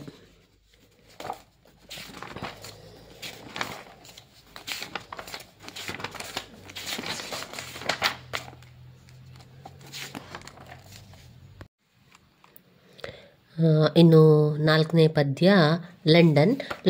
ಇದರಲ್ಲಿ ನೀವು ಈ ಒಂದು ಟೆಕ್ಸ್ಟ್ ಬುಕ್ಕಲ್ಲಿ ಆದರೆ 24ನೇ ಪೇಜ್ನಲ್ಲಿ ಅನಾಲಿಸಿಸ್ ಆಫ್ ದ ಪೋಯಮ್ ಅಂತ ಇದೆ ನೋಡಿ. ನಾನು ಇದರ ಬಗ್ಗೆ ಒಂದು ಸ್ವಲ್ಪ ಬರ್ಕೊಂಡಿದ್ದೇನೆ, ಒಂದು ಸ್ವಲ್ಪ ವಿಚಾರವಾಗಿ ಮಾತ್ರ ನಾವು ತಿಳ್ಕೊಳ್ಳುವ. ವಿಲಿಯಂ ಬ್ಲೇಕ್ ಅವರು ಬರೆದಿರುವಂತಹ ಲಂಡನ್, ಈ ಲಂಡನ್ನ ಪದ್ಯದಲ್ಲಿ ವಿಲಿಯಂ ಬ್ಲೇಕ್ ಏನು ಹೇಳ್ತಾ ಇದ್ದಾರೆ ಅಂದರೆ, ಅವರು ಇಂಡಸ್ಟ್ರಿಯಲ್ ರಿವಲ್ಯೂಷನ್ನ ಬಗ್ಗೆ, ಕೈಗಾರಿಕಾ ಕ್ರಾಂತಿಯ ಬಗ್ಗೆ ಇಲ್ಲಿ ಅವರು ಮಾತನಾಡ್ತಾ ಇದ್ದಾರೆ. ಕೈಗಾರಿಕಾ ಕ್ರಾಂತಿಯ ಬಗ್ಗೆ ಅವರು ವಿವರಿಸ್ತಾ ಇರುವಂಥದ್ದನ್ನು ಕಾಣ್ಬೋದು. ಅಲ್ಲಿ ಕೈಗಾರಿಕಾ ಕ್ರಾಂತಿ ಆಗಿದೆ, ಲಂಡನ್ನ ಸ್ಥಿತಿಯನ್ನು ಅವರು ನೋಡಿ ತುಂಬಾ ದುಃಖಪಟ್ಟು ಈ ಒಂದು ಕವಿತೆಯನ್ನು ಬರೀತಾರೆ. ವಿಲಿಯಂ ಬ್ಲೇಕ್ ಅವರು ಹೇಳ್ತಾರೆ, ಅಲ್ಲಿ ಇಂಡಸ್ಟ್ರಿಯಲ್ ರಿವಲ್ಯೂಷನ್ ಆಗಿದೆ, ಕೈಗಾರಿಕಾ ಕ್ರಾಂತಿ ಆಯಿತು, ಇದರಿಂದಲೇ ಏನೆಲ್ಲ ಸಮಸ್ಯೆ ಆಯಿತು ಅಂತ ಲೇಖಕರು ವಿವರಿಸುವಂಥದ್ದು. 1ನೇ ಪಾಯಿಂಟಲ್ಲಿ ಚೈಲ್ಡ್ ಲೇಬರರ್ ಆಯಿತು. ಕೈಗಾರಿಕಾ ಕ್ರಾಂತಿಯಿಂದಾಗಿ ಏನಾಯಿತು, ಚೈಲ್ಡ್ ಲೇಬರರ್ ಹೆಚ್ಚು ಚೈಲ್ಡ್ ಲೇಬರನ್ನು ಸೇರಿಸಿಕೊಂಡ್ರು. ಯಾಕಂದರೆ ಒಂದು ಫ್ಯಾಕ್ಟ್ರಿ ಬಂದಾಗ, ಒಂದು ಕೈಗಾರಿಕೆ ಅಂತ ಬಂದಾಗ ಅಲ್ಲಿ ಚಿಮಿನೀಸ್ಗಳೆಲ್ಲ ಇರ್ತದೆ. ಆ ಚಿಮಿನೀಸ್ಗಳನ್ನು ಕ್ಲೀನ್ ಮಾಡಲಿಕ್ಕೆ ದೊಡ್ಡವರಿಂದ ಸಾಧ್ಯ ಆಗೋದಿಲ್ಲ. ಯಾಕಂದರೆ ಆ ಚಿಮಿನಿಯ ಒಳಗೆ ಹೋಗಲಿಕ್ಕೆ ಅದೊಂದು ಸಪೂರವಾದ ಕೊಳವೆಯಾಗಿರೋದ್ರಿಂದ ಅದರೊಳಗೆ ಹೋಗಲಿಕ್ಕೆ ಜಾಗ ಇರೋದಿಲ್ಲ ದೊಡ್ಡವರಿಗಾದರೆ. ಆದ್ದರಿಂದ ಮಕ್ಕಳನ್ನು ಸರಾಗವಾಗಿ ಅದರೊಳಗೆ ಕಳಿಸ್ಬೋದು ಎನ್ನುವ ಕಾರಣದಿಂದಾಗಿ ಮಕ್ಕಳನ್ನೆಲ್ಲ ಕೆಲಸಕ್ಕೆ ಇಟ್ಕೊಂಡಿದ್ದಾರೆ, ಚೈಲ್ಡ್ ಲೇಬರ್ ಅನ್ನು ಮಾಡ್ಕೊಳ್ತಿದ್ದಾರೆ. ಅವರಿಗೆ ತುಂಬ ಕಡಿಮೆ ಸಂಬಳವನ್ನು ಕೊಟ್ಟು ಆ ಚಿಮಿನಿಯ ಒಳಗೆ ಅವರನ್ನು ಕಳಿಸಿ ಅದರೊಳಗೆ ಕ್ಲೀನನ್ನೆಲ್ಲ ಮಾಡುವಂಥದ್ದು, ಅಲ್ಲಿ ಸ್ವೀಪರ್ ಆಗಿ ಕೆಲಸ ಮಾಡುವಂಥದ್ದು, ಚಿಮಿನಿ ಸ್ವೀಪರ್ ಆಗಿ ಮಕ್ಕಳನ್ನು ಕೆಲಸಕ್ಕೆ ಹಾಕಿದ್ದಾರೆ. ಆ ಒಂದು ಚಿಮಿನಿಯ ಒಳಗೆ ಹೋಗಿ ಸಂಪೂರ್ಣವಾಗಿ ಆ ಹೊಗೆಯನ್ನು ಕರಿಯನ್ನೆಲ್ಲ ಕ್ಲೀನ್ ಮಾಡುವಂಥ ಕೆಲಸಕ್ಕೆ ಮಕ್ಕಳನ್ನು ಇಟ್ಕೊಂಡಿದ್ದಾರೆ. ಈ ಕೈಗಾರಿಕೆಯ ಕ್ರಾಂತಿ ಬಂದ ಮೇಲೆ ಆ ಮಕ್ಕಳಿಗೆ ಕಡಿಮೆ ಹಣವನ್ನು ಕೊಟ್ಟು ತಂದೆ ತಾಯಿ ಕೈಗಾರಿಕೆಯಲ್ಲಿ ಕೆಲಸ ಮಾಡುವಂತಹ ತಂದೆ ತಾಯಿಯ ಮಕ್ಕಳನ್ನೇ ಅಲ್ಲಿ ಕೆಲಸಕ್ಕೆ ಇಟ್ಕೊಂಡಿದ್ದಾರೆ. ಇದರಿಂದ ಏನಾಗ್ತದೆ, ಆ ಮಕ್ಕಳು ತುಂಬಾನೇ ಪ್ರಾಬ್ಲಮನ್ನು ಅನುಭವಿಸ್ತಾ ಇದ್ದಾರೆ, ತುಂಬಾ ಹೆಲ್ತ್ ಪ್ರಾಬ್ಲಮ್ ಅವರಿಗೆ ಆಗ್ತಾ ಇದೆ, ಅವರಿಗೆ ಬ್ರೀದಿಂಗ್ ಪ್ರಾಬ್ಲಮ್ ಆಗ್ತಾ ಇದೆ, ಲಂಗ್ಸ್ ಪ್ರಾಬ್ಲಮ್ಮು, ಆಮೇಲೆ ಅವರಿಗೆ ಹಾರ್ಟ್ ಅಟ್ಯಾಕ್, ಈ ರೀತಿಯ ಆದಂತಹ ಪ್ರಾಬ್ಲಮ್ಸನ್ನು ಆ ಮಕ್ಕಳು ಅನುಭವಿಸ್ತಾ ಇದ್ದಾರೆ. ಯಾಕಂದರೆ ಪ್ರತಿದಿನ ಆ ಚಿಮಿನಿಯ ಒಳಗೆ ಹೋಗಿ ಆ ಕರಿಗಳನ್ನೆಲ್ಲ ಸ್ವೀಪ್ ಮಾಡುವಂಥದ್ದು, ಗುಡಿಸುವಂಥದ್ದು ಸ್ವೀಪರ್ ಕೆಲಸವಾಗಿ ಅವರಿಗೆ ಇರೋದ್ರಿಂದ ಪ್ರತಿನಿತ್ಯ ಆ ಚಿಮಿನಿಯ ಒಳಗೆ ಕಲಿಸುವಂಥ ಕೆಲಸವನ್ನು ಮಾಡ್ತಾರೆ. ಇದರಿಂದಾಗಿ ಅವರು ಅನೇಕ ಪ್ರಾಬ್ಲಮ್ಮಿಂದ ಅನುಭವಿಸ್ತಾ ಇರುವಂಥದ್ದು ಕವಿ ಲೇಖಕರು ಕಣ್ಣಾರೆ ನೋಡಿದ್ದಾರೆ. ಕಣ್ಣಾರೆ ಅವರಿಗೆ ನೋಡಿ ಅವರು ದುಃಖ ಪಡ್ತಾ ಇದ್ದಾರೆ, ಅವರಿಗೆ ತುಂಬಾ ಬೇಜಾರಾಗ್ತಾ ಇದೆ. ಒಂದನೇ ಪಾಯಿಂಟ್ ನಾವು ನೋಡಿದರೆ ಚೈಲ್ಡ್ ಲೇಬರ್ ಅಲ್ಲಿರುವಂಥದ್ದು, ಇದನ್ನೇ ಪಾಯಿಂಟ್ಸ್ ರೀತಿಯಲ್ಲಿ ನೀವು ಬರಿತಾ ವಿವರಿಸಬಹುದು. ಅದಾದ ನಂತರ there are facing many problem. Child labour ತುಂಬಾ ಪ್ರಾಬ್ಲಮ್ ಅವರು ಫೇಸ್ ಮಾಡ್ತಾ ಇದ್ದಾರೆ. ಆಮೇಲೆ ಸ್ಮೋಕ್ ತುಂಬಾ ಹೊಗೆ ಬರೋದ್ರಿಂದ ಇದರಿಂದಾಗಿ ಕೂಡ ಹಾಗೆ ತುಂಬಾ ಪ್ರಾಬ್ಲಮ್ಸ್ಗಳು, ತುಂಬಾ ಹೆಲ್ತ್ ಇಶ್ಯೂಸ್ ಆಗ್ತಾ ಇದೆ. ಇನ್ನು ಅವರು ನೋಡಿರುವಂತಹ ಒಂದು ಕೈಗಾರಿಕಾ ಕ್ರಾಂತಿಯಿಂದಾಗಿ ಬೇರೆ ಯಾವ ರೀತಿ ಲಂಡನ್ನಲ್ಲಿ ಉಂಟಾಯಿತು. ನಂತರ ಅವರು ಲಂಡನ್ನ ಸೋಲ್ಜರನ್ನು ನೋಡ್ತಾ ಇದ್ದಾರೆ. ಆ ಸೋಲ್ಜರ್ ಎಲ್ಲರೂ ಕೂಡ ಅನ್ಹ್ಯಾಪಿ ಆಗಿದ್ದಾರೆ, ತುಂಬ ದುಃಖದಲ್ಲಿದ್ದಾರೆ. ಅವರ ಮುಖವನ್ನು ನೋಡಿದಾಗ ಅವರು ಪ್ರತಿ ದಿವಸ ಕಣ್ಣೀರನ್ನು ಹಾಕ್ತಾ ಇದ್ದಾರೆ. ಸೋಲ್ಜರಿಗೆ ಕೊಡಬೇಕಾದಂತಹ ಫೆಸಿಲಿಟಿಗಳನ್ನು ಕೊಡ್ತಾ ಇಲ್ಲ, ಅವರಿಗೆ ಬೇಕಾದಂತಹ ಆಹಾರಕ್ಕೆ ಬೇಕಾದಂಥ ಫುಡ್ಗಳನ್ನು ಸರಿಯಾಗಿ ಕೊಡ್ತಾ ಇಲ್ಲ, ಅವರಿಗೆ ಜೀವನ ಮಾಡಲಿಕ್ಕೆ ಬೇಕಾದಂಥ ಮನೆಯವರಿಗೆ ಕಳಿಸುವಂಥ ಹಣವನ್ನು ಸರಿಯಾಗಿ ಕೊಡ್ತಾ ಇಲ್ಲ. ಆ ಸೋಲ್ಜರ್ಗಳೆಲ್ಲ ತುಂಬಾ ದುಃಖ ಪಡ್ತಾ ಇದ್ದಾರೆ. ತುಂಬ ಹೊಟ್ಟೆಗೆ ಸರಿಯಾದ ಫುಡ್ ಇಲ್ಲದೆ ಅವರ ಆರೋಗ್ಯ ಕೂಡ ಹದಗೆಡ್ತಾ ಇದೆ. ಸೋಲ್ಜರಿಗೆ ಸರಿಯಾದ ವ್ಯವಸ್ಥೆಯನ್ನು ಮಾಡದಿದ್ದಾಗ ಅವರು ಸರಿಯಾಗಿ ದೇಶವನ್ನು ಆಡಲಿಕ್ಕೆ ಸಾಧ್ಯ ಇಲ್ಲ. ಆ ಲಂಡನ್ನ ಸೋಲ್ಜರ್ ಅನ್ಹ್ಯಾಪಿಯಾಗಿದ್ದಾರೆ ಅಂತ ಲಂಡನ್ ಅನ್ನು ನೋಡಿ ಲೇಖಕರು ಅನ್ನಿಸ್ತಾ ಇದೆ. ಇನ್ನು ಲೇಖಕರು ಲಂಡನ್ನಲ್ಲಿ ಏನು ನೋಡಿದ್ದಾರೆ, ಇಂಡಸ್ಟ್ರಿಯಲ್ ರಿವಲ್ಯೂಷನ್ ಆದ ಮೇಲೆ ಈ ಎಲ್ಲ ಪ್ರಾಬ್ಲಮ್ ಅನ್ನು ಅವರು ನೋಡ್ತಾ ಇದ್ದಾರೆ. ನಂತರ ನೋಡ್ತಾ ಇದ್ದಾರೆ ವೇಶ್ಯರ ಮಕ್ಕಳೆಲ್ಲ ಅಳ್ತಾ ಇದ್ದಾರೆ. ವೇಶ್ಯರು ಗಲ್ಲಿಗಳಲ್ಲಿ ಸೈಡಲ್ಲಿ ನಿಂತ್ಕೊಂಡಿರುವಂತಹ ವೇಶ್ಯರು ತಮ್ಮ ಮಕ್ಕಳನ್ನು ಸೈಡಲ್ಲಿ ಮಲಗಿಸಿರ್ತಾರೆ. ಅವರಿಗೆ ಹುಟ್ಟಿರುವಂತಹ ಮಕ್ಕಳೆಲ್ಲ ಅಳ್ತಾ ಇದ್ದಾರೆ. ಅವರಿಗೆ ಸರಿಯಾಗಿ ನೋಡ್ಕೊಳ್ಳುವಂಥವರು, ಕೇರ್ ಮಾಡುವಂಥವ್ರು ಯಾರೂ ಇಲ್ಲ. ವೇಶ್ಯರು ತಮ್ಮ ಕೆಲಸಗಳಲ್ಲಿ ನಿರತರಾಗಿರುವಾಗ ಅವರ ಮಕ್ಕಳನ್ನು ಒಂದು ಸೈಡಲ್ಲಿ ಮಲಗಿಸಿಬಿಟ್ಟು ಅವರ ಕೆಲಸಕ್ಕೆ ಹೋಗ್ತಾರೆ. ಆವಾಗ ಆ ಮಕ್ಕಳು ಅಳ್ತಾ ಇದ್ದಾರೆ. New born infant tears midnight ಸ್ಟ್ರೀಟಲ್ಲಿ, ಆ ಒಂದು 12 ಗಂಟೆ ಮಿಡ್ ನೈಟಲ್ಲಿಯೇ ಈ ವೇಶ್ಯರೆಲ್ಲ ತಮ್ಮ ಆ ಒಂದು ಸಣ್ಣ ಹಸುಗೂಸನ್ನು ಹಿಡ್ಕೊಂಡು ಅಳ್ತಾ ಇರುವಂಥದ್ದು, ಮಕ್ಕಳೆಲ್ಲ ಅಳ್ತಾ ಇರುವಂಥದ್ದು. ಅವರ ಹೊಟ್ಟೆಗೂ ಕೂಡ ಏನೂ ಇಲ್ಲ, ಅವರಿಗೆ ಸರಿಯಾಗಿ ಹಾಲು ಸಿಗ್ತಾ ಇಲ್ಲ, ಅವರಿಗೆ ಬೇಕಾದ ಫುಡ್ ಸಿಗ್ತಾ ಇರಲಿಲ್ಲ. ಈ ಕಾರಣದಿಂದಾಗಿ ಅಲ್ಲಿ ಅಳ್ತಾ ಇರುವಂಥದ್ದು. ಇದನ್ನೆಲ್ಲ ಲೇಖಕರು ಕಣ್ಣಾರೆ ಲಂಡನ್ನಲ್ಲಿ ನೋಡಿದ್ದಾರೆ. ಇದೆಲ್ಲ ಕೂಡ ಆಗಿರುವಂಥದ್ದು ಇಂಡಸ್ಟ್ರಿಯಲ್ ರಿವಲ್ಯೂಷನ್ನಿಂದ ಅಂತ ಇಲ್ಲಿ ಲೇಖಕರು ವಿವರಿಸ್ತಾರೆ ಇರುವಂಥದ್ದನ್ನು ಕಾಣ್ಬೋದು. ಇದು ಇಷ್ಟು ಸಮ್ಮರಿಯಲ್ಲಿದೆ. ಆ ಪಾಯಿಂಟ್ಸ್ಗಳನ್ನು ರೀತಿಯಲ್ಲಿ ಕೂಡ ನೀವು ಬರಿತಾ ಹೋಗ್ಬೋದು. ಇನ್ನು ಬರುವಂತಹ ಪದ್ಯ ಜಾನ್ ಕೆಟ್ಸ್ ಅವರ ode on a Grecian urn. Ode on a Grecian earn.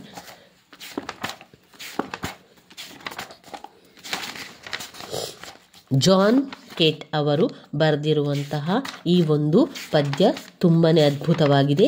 ಇಲ್ಲಿ ಲೇಖಕರು ಯಾವುದರ ಬಗ್ಗೆ ವಿವರಿಸ್ತಾ ಇದ್ದಾರೆ ಅಂತ ಹೇಳಿದರೆ, ಇಲ್ಲಿ ಲೇಖಕರು ಯಾವುದರ ಬಗ್ಗೆ ವಿವರಿಸ್ತಾ ಇದ್ದಾರೆ ಅಂದರೆ ODE ಅಂದರೆ ವ್ಯಕ್ತಿ ಅಥವಾ ಒಂದು ವಸ್ತುವಿನ ಕುರಿತು ಇಲ್ಲಿ ಲೇಖಕರು ಬರೆಯುವಂಥ ಒಂದು ಪದ್ಯ.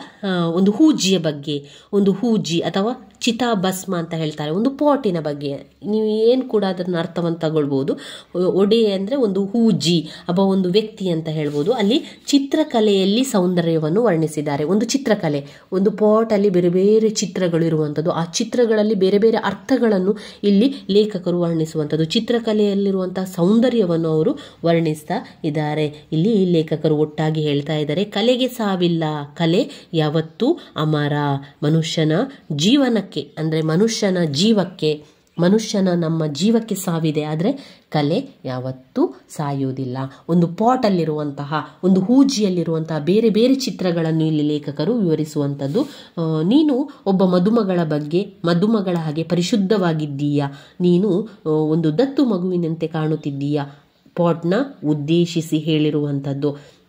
ಇಲ್ಲಿ ಲೇಖಕರು ಹೇಳ್ತಾರೆ, ಒಂದು ಪಾಟ್ ಅಥವಾ ಒಂದು ಹೂಜಿಯನ್ನು ಹೇಳ್ತಾ ಇದ್ದಾರೆ, ನೀವು ಒಂದು ಮಗುವಿನಂತೆ ಕಾಣ್ತಾ ಇದೆಯಾ. ಒಂದು ಮದುಮಗಳು ಯಾವ ರೀತಿ ಇದ್ದಾಳೆ, ಒಂದು ಮದುಮಗಳ ಚಿತ್ರವನ್ನು ಬಿಡಿಸಿದ್ರೆ ಆ ಮದುಮಗಳು ಯಾವತ್ತೂ ಮದುಮಗಳಾಗಿಯೇ ಇರ್ತಾಳಲ್ವಾ, ಅದು ಬದಲಾವಣೆ ಆಗುವುದಿಲ್ಲ. ಒಂದು ಮಗುವಿನ ಚಿತ್ರ ಬಿಡಿಸಿದ್ರೆ ಆ ಮಗುವಾಗೇ ಇರ್ತದೆ, ಅದು ದೊಡ್ಡ ಆಗುವುದೇ ಇಲ್ಲ ಯಾವತ್ತೂ ಕೂಡ. ಯಾಕಂದರೆ ಅದು ಚಿತ್ರ, ಅದೊಂದು ಕಲೆ. ಅದು ಆ ಮಗುವಿನ ರೀತಿಯಲ್ಲಿ ಇರುವಂಥದ್ದು ಅಂತ ಇಲ್ಲಿ ಲೇಖಕರು ವಿವರಿಸ್ತಾ ಇರುವಂಥದ್ದು. ಆ ಒಂದು ಹೂಜಿಯಲ್ಲಿ ಹೊರಗೆ ಕಾಡಿನ ಸುಂದರ ಹೂಗಳ ಬಗ್ಗೆ ನಾವು ಚಿತ್ರವನ್ನು ಬಿಡಿಸಿದರೆ ಆ ಹೂಗಳು ಯಾವತ್ತೂ ಬಾಡಿ ಹೋಗುವುದಿಲ್ಲ, ಆ ಕಾಡು ಯಾವತ್ತೂ ನಾಶ ಆಗುವುದಿಲ್ಲ.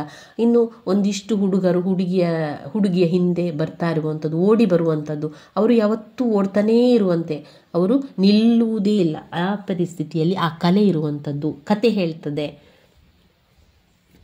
ಆ ಪಾಟ್ನ ಮೇಲೆ ಇರುವಂತಹ ಚಿತ್ರಗಳು ಏನೋ ಕತೆ ಹೇಳಲು ಬಯಸ್ತಾ ಇದೆ. ಆ ಕತೆ ದೇವತೆ ಅಥವಾ ಮನುಷ್ಯರದ್ದು ಅಥವಾ ಇಬ್ಬರದ್ದು ಯಾವುದೋ ಒಂದು ಕತೆ ಇರಬಹುದು. ಹುಡುಗಿಯರ ಹಿಂದೆ ಹೋಗುವಂತಹ ಹುಡುಗರ ಗುಂಪು ಕಾಣ್ತಾ ಇದ್ದೇವೆ. ನಾವು ಕಿವಿಯಲ್ಲಿ ಕೇಳಿದ ನಾದ ತುಂಬ ಮುದವಾಗಿರ್ತದೆ ಮತ್ತು ಮನಸ್ಸಿನಿಂದ ಕೇಳಿದಂತಹ ನಾದ ತುಂಬ ಮುದವಾಗಿರುವಂಥದ್ದು. ಅಲ್ಲಿ ಆ ಒಂದು ಹೂಜಿಯಲ್ಲಿ ಕೊಳಲನ್ನು ನುಡಿಸುವಂಥವರಿದ್ದಾರೆ. ಆ ಒಂದು ಪದ್ಯ ಯಾವತ್ತೂ ಅದೇ ರಾಗದಲ್ಲಿರ್ತದೆ. ಆ ಒಂದು ಕೊಳಲು ಅವನ ಬಾಯಲ್ಲೇ ಇರ್ತದೆ. ಅವನು ನುಡಿಸ್ತಾನೇ ಇರುವಂಥ ರೀತಿಯಲ್ಲಿರುವಂಥದ್ದು. ಅವನು ಯಾವತ್ತೂ ಬದಲಾವಣೆ ಆಗುವುದಿಲ್ಲ.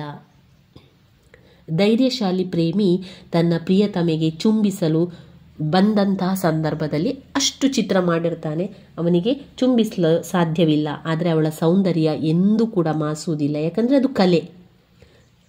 ಸದಾ ಚಿರ ಯೌವನದಿಂದ ಆಕೆ ಇರ್ತಾಳೆ.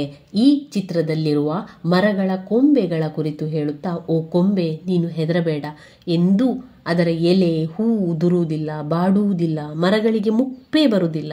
ಎಲ್ಲರೂ ಯೌವನದಲ್ಲಿಯೇ ಇರ್ತಾರೆ. ಆ ಹುಡುಗಿಯರನ್ನು ಶಾಶ್ವತವಾಗಿ ಹಿಂಬಾಲಿಸುತ್ತಾರೆ.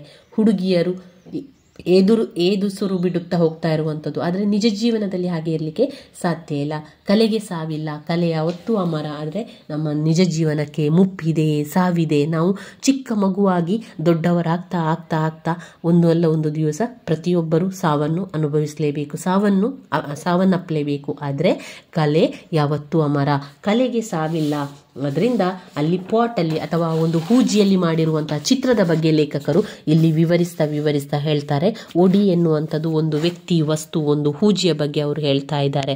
ಇಲ್ಲಿ ಅವರು ಹೇಳ್ತಾರೆ, beauty is truth, truth beauty, that is all we know on the earth. ಈ ಒಂದು ಪ್ರಪಂಚದಲ್ಲಿ ನಮಗೆಲ್ಲರಿಗೂ ಕೂಡ ಗೊತ್ತಿರುವಂತಹ ಸತ್ಯ ಏನು? ಬ್ಯೂಟಿ ಅಂದರೆ ಸತ್ಯ, ಸತ್ಯ ಅಂದರೆ ಅದು beauty. And all we need to know. ನಮಗೆ ನಿಜವಾಗಿ ಪ್ರತಿಯೊಬ್ಬರಿಗೆ ಅದು ಅರ್ಥ ಆಗಬೇಕು. ಯಾಕಂದರೆ ಒಂದು ಕಲೆ ಅಮರವಾಗಿರುವಂಥದ್ದು. ನಾವು ಏನೇ ಚಿತ್ರ ಬಿಡಿಸಲಿ ಅದು ಎಷ್ಟು ವರ್ಷ ಆದರೂ ಕೂಡ ಅದೇ ರೀತಿ ಇರ್ತದೆ. ಒಂದು ಮಗುವಿನ ಚಿತ್ರ ಮಾಡಿದರೆ ಆ ಮಗು ದೊಡ್ಡ ಆಗುವುದಿಲ್ಲ, ಪ್ರಾಯ ಆಗುವುದಿಲ್ಲ, ಮುದುಕಿ ಆಗುವುದಿಲ್ಲ. ಮಗುವಾಗೇ ಇರ್ತದೆ. ಹಾಗೆ ಒಂದು ಹೂಗಳನ್ನೆಲ್ಲ ಮಾಡಿದರೆ ಅದು ಯಾವತ್ತೂ ಬಾಡಿ ಹೋಗುವುದಿಲ್ಲ. ಆ ಹೂ ಯಾವ ರೀತಿ ಇರ್ತದೆ ಅದೇ ರೀತಿ ಇರ್ತದೆ. ಆದರೆ ನಮ್ಮ ಜೀವನ ಹಾಗಲ್ಲ. ನಾವು ಚಿಕ್ಕ ಮಗುವಿನಿಂದ ನಂತರ ಪ್ರಾಯಕ್ಕೆ ಬಂದು, ನಂತರ ದೊಡ್ಡವರಾಗಿ, ನಂತರ ನಾವು ಮುದುಕಿಯರಾಗಿ, ನಂತರ ಸಾವನ್ನಪ್ಪಲೇಬೇಕು. ಆದರೆ ಕಲೆಗೆ ಯಾವತ್ತೂ ಸಾವಿಲ್ಲ ಎನ್ನುವಂಥದ್ದನ್ನು ವಿವರಿಸ್ತಾ ಇರುವಂಥದ್ದು ಈ ಒಂದು ಪದ್ಯದಲ್ಲಿ ಕಾಣಬಹುದಾಗಿದೆ. ಇನ್ನು ಬರುವಂತಹ ಪದ್ಯ ಒಜಿಮಾಂಡಿಯಾ, ಪಿ.ಬಿ. ಶೆಲ್ಲಿ ಅವರ ಒಜಿಮಾಂಡಿಯಾ ಕವಿತೆಯನ್ನು ನೋಡುವ. ಒಜಿಮಾಂಡಿಯಾ ಕವಿತೆಯಲ್ಲಿ ರಾಜನ ಬಗ್ಗೆ ಇಲ್ಲಿ ವಿವರಿಸ್ತಾ ಇರುವಂಥದ್ದು. ಒಜಿಮಾಂಡಿಯಾ ಒಂದು ರಾಜರ ಬಗ್ಗೆ ನಾವಿಲ್ಲಿ ನೋಡ್ತಾ ಇರ್ಬೋದು. ರಾಜನ ಬಗ್ಗೆ ಇಲ್ಲಿ ಲೇಖಕರು ತಿಳಿಸ್ತಾ ಇದ್ದಾರೆ. ನೋಡಿ, ಪುಟ ಸಂಖ್ಯೆ 47ರಲ್ಲಿದೆ ನೋಡಿ, analysis of the poem Ozymandias. P B. Shelley ಅವರು ಬರೆದಿರುವಂತಹ ಒಂದು ಪದ್ಯ ಆಗಿದೆ ಒಜಿಮಾಂಡಿಯಾ ಎನ್ನುವಂಥದ್ದು. ಒಜಿಮಾಂಡಿಯಾ ಎನ್ನುವಂತಹ ಪದ್ಯ ಒಬ್ಬ ರಾಜನ ಬಗ್ಗೆ ಇಲ್ಲಿ ಹೇಳ್ತಾ ಇರುವಂಥದ್ದು. ನಾನು ಸಮ್ಮರಿಯನ್ನು ಕೂಡ ನಿಮಗೆ ತೋರಿಸ್ತೇನೆ. ಇದು ಟೆಕ್ಸ್ಟ್ ಬುಕ್ಕಲ್ಲಿರುವಂಥ ಸಮ್ಮರಿ. ಯಾರಿಗೆಲ್ಲ ಬೇಕಾ ಆದವರು ಈ ರೀತಿಯಾಗಿ ಸ್ಕ್ರೀನ್ಶಾಟನ್ನು ಮಾಡ್ಕೊಳ್ಳಿ, ಇಲ್ಲಾದರೆ ಬರ್ಕೊಳ್ಳಿ. ಇಲ್ಲಿ ಪಿ.ಬಿ. ಶೆಲ್ಲಿ ಅವರು ಪೋಯೆಟ್. ಒಜಿಮಾಂಡಿಯಾದು ಒಮ್ಮೆ ಏನಾಗಿರ್ತದೆ ಅಂತ ಹೇಳಿದರೆ, ಇದು ಸೋನೆಟ್ ರೂಪದಲ್ಲಿರುವಂತಹ ಪದ್ಯ ಒಜಿಮಾಂಡಿಯಾ. ಒಮ್ಮೆ ಪೋಯೆಟ್ ಪ್ರಯಾಣ ಮಾಡುವಾಗ ಒಬ್ಬ ಪ್ರಯಾಣಿಗ ಸಿಗ್ತಾರೆ. ಯಾರಿಗೆ? ಕವಿಗೆ. ಅವರು ತಮ್ಮ ಪೋಯೆಟ್ ಅನ್ನು ಒಂದು ಹಳೆಯ ಜಾಗಕ್ಕೆ, ಆ ಪೋಯೆಟ್ ಏನು ಮಾಡ್ತಾರೆ, ಟ್ರಾವೆಲರನ್ನು ಹಳೆಯ ಜಾಗಕ್ಕೆ ಕರ್ಕೊಂಡು ಹೋಗ್ತಾರೆ. ನಮ್ಮ ಪೋಯೆಟ್ ಪಿ.ಬಿ. ಶೆಲ್ಲಿ ಅವರು ಪ್ರಯಾಣ ಮಾಡ್ತಾ ಇರ್ತಾರೆ. ಪ್ರಯಾಣ ಮಾಡ್ತಾ ಇರುವಂತಾಗ ಒಬ್ಬ ಪ್ರವಾಸಿಗ ಸಿಗ್ತಾನೆ. ಆ ಪ್ರವಾಸಿಗ ನಮ್ಮ ಪೋಯೆಟನ್ನು ಒಂದು ಹಳೆಯ ಜಾಗಕ್ಕೆ ಕರ್ಕೊಂಡು ಹೋಗ್ತಾರೆ. ಹಳೆಯ ಜಾಗಕ್ಕೆ ಕರ್ಕೊಂಡು ಹೋದಂಥ ಸಂದರ್ಭದಲ್ಲಿ ಹಳೆಯ ಜಾಗಕ್ಕೆ ಕರ್ಕೊಂಡು ಹೋಗಿ ಅಲ್ಲಿ ಅವರಿಗೆ ಏನು ತೋರಿಸ್ತಾರೆ ಅಂದರೆ ಈಜಿಪ್ಟ್ನ ಒಂದು ಹಳೆಯ ಜಾಗಕ್ಕೆ ಕರ್ಕೊಂಡು ಹೋಗ್ತಾರೆ. ಅಲ್ಲಿ ಒಂದು ಹಳೆಯ ವಿಗ್ರಹವನ್ನು ತೋರಿಸ್ತಾರೆ. ಆ ಹಳೆಯ ವಿಗ್ರಹವನ್ನು ತೋರಿಸಿ ಆ ಹಳೆಯ ವಿಗ್ರಹ ಏನಾಗಿರ್ತದೆ ಅಂದರೆ ಹಾಳಾಗಿರ್ತದೆ. ಅದಕ್ಕೆ ಸರಿಯಾಗಿ ಬಾಡಿ ಇಲ್ಲ, ಅಂದರೆ ಆ ಒಂದು ವಿಗ್ರಹಕ್ಕೆ ತಲೆ ಇರುವುದಿಲ್ಲ, ಹಾಗೆ ಕಾಲುಗಳು ಕೂಡ ಕಟ್ಟಾಗಿ ಕಾಣ್ತದೆ. ಅದು ಮರುಭೂಮಿಯಲ್ಲಿ ಇರುವಂತಹ ಒಂದು ವಿಗ್ರಹ, ಹಳೆಯ ವಿಗ್ರಹ. ತಲೆ ಇಲ್ಲ, ಕಾಲು ಒಡೆದು ಹೋಗಿದೆ, ಮುಖ ಮರುಭೂಮಿಯಲ್ಲಿ ಬಿದ್ದಿದೆ. ಆ ಮುಖವನ್ನು ನೋಡಿದರೆ ಒಂದು ಗಂಟು ಹಾಕಿದ ರೀತಿಯಲ್ಲಿ ಇರ್ತದೆ. ಆಗ ಅವನು ಹೇಳ್ತಾನೆ, ಟ್ರಾವೆಲರ್ ಆ ಮೂರ್ತಿಯ ಬಗ್ಗೆ ವಿವರಿಸ್ತಾನೆ. ಆ ಮೂರ್ತಿಯ ಮುಖವನ್ನು ನೋಡಿದರೆ ಆ ಮುಖ ಜಂಬ ಇರುವಂತಹ ಒಬ್ಬ ರಾಜನಾಗೆ ಕಾಣ್ತಾನೆ. ಜಂಬ ಇರುವಂತಹ ಮುಖದ ತುಟಿ ಗರ್ವದಿಂದ ನೋಡಿದ ರೀತಿಯಲ್ಲಿ ಕಾಣ್ತಾ ಇದೆ.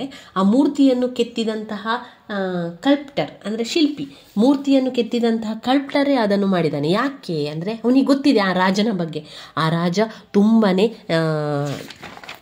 ಯಾವ ರೀತಿ ಇದ್ದ ಅಂದರೆ ಮೋಸ ಮಾಡ್ತಾ ಇದ್ದ, ವಂಚನೆ ಮಾಡ್ತಾ ಇದ್ದ. ಹಾಗೆ ಅವನು ತುಂಬ ಅವನ ಕೆತ್ತನೆಯಲ್ಲಿ ಅವನ ಸಂಪೂರ್ಣ ವಿಷಯ, ಅವನಿಗೆ ಗೊತ್ತಿರುವಂಥ ವಿಷಯವನ್ನು ಅವನು ಕೆತ್ತನೆ ಮಾಡಿದ್ದ.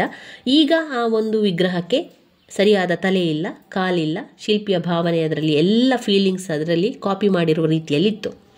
ಆ ಒಂದು ಬೇಸ್ನಲ್ಲಿ ಅಂದರೆ ವಿಗ್ರಹದ ಕೆಳಗೆ ಬೇಸ್ನಲ್ಲಿ ಒಂದು ಬರೆದಿತ್ತು ವಿಷಯ ಏನು, ನಾನು ಒಜಿಮಾಂಡಿಯಾ ಅಂದರೆ ಯಾರು? ಒಜಿಮಾಂಡಿಯಾ ಎನ್ನುವಂಥ ಒಬ್ಬ ರಾಜ. ನಾನು ಒಜಿಮಾಂಡಿಯಾ, ನಾನು ಈ ಪ್ರದೇಶದ ರಾಜ, ನಾನು ಈ ಸಾಮ್ರಾಜ್ಯವನ್ನು ಎಲ್ಲವನ್ನು ಕೂಡ ಗೆದ್ದುಕೊಂಡವನು. ನಾನು ಎಷ್ಟು ಸಾಮ್ರಾಜ್ಯವನ್ನು ಗೆದ್ದುಕೊಂಡಿದ್ದೇನೆ, ಇದೆಲ್ಲ ಕೂಡ ನನ್ನ ಪರಾಕ್ರಮದಿಂದ. ನಾನು ಒಳ್ಳೆಯ ರೀತಿಯಾಗಿ ನೋಡಿಕೊಂಡಿದ್ದೇನೆ. ನಿಮಗೆ ನನ್ನಂತೆ ಸಾಧ್ಯ, ನಿಮಗೆ ಯಾರಿಗೂ ಕೂಡ ನನ್ನಂತೆ ಬದುಕಲಿಕ್ಕೆ ಸಾಧ್ಯ ಇಲ್ಲ ಅಂತ ಬರೆದಿದ್ದ ಅದರಲ್ಲಿ. ಆದರೆ ಈಗ ಎಲ್ಲ ಕೂಡ ನಾಶವಾಗಿ ಹೋಗಿದೆ. ಆಗ ಕವಿ ಹೇಳ್ತಾನೆ, ಅವನು ಎಷ್ಟು ಸಾಧನೆ ಮಾಡಿದರೆ ಏನು, ಈಗೇನಾಗಿದೆ, ಸಂಪೂರ್ಣ ನಾಶ ಆಗಿ ಹೋಗಿದೆ. ಅವನ ಸಂಪೂರ್ಣ ಸಾಮ್ರಾಜ್ಯ ಮರುಭೂಮಿಯಾಗಿ ಹೋಗಿದೆ. ಅದರಲ್ಲಿ ಏನೂ ಕೂಡ ಇಲ್ಲ, ಎಲ್ಲ ನಾಶ ಆಗಿ ಮರುಭೂಮಿ ಹರಡಿಕೊಂಡಿದೆ.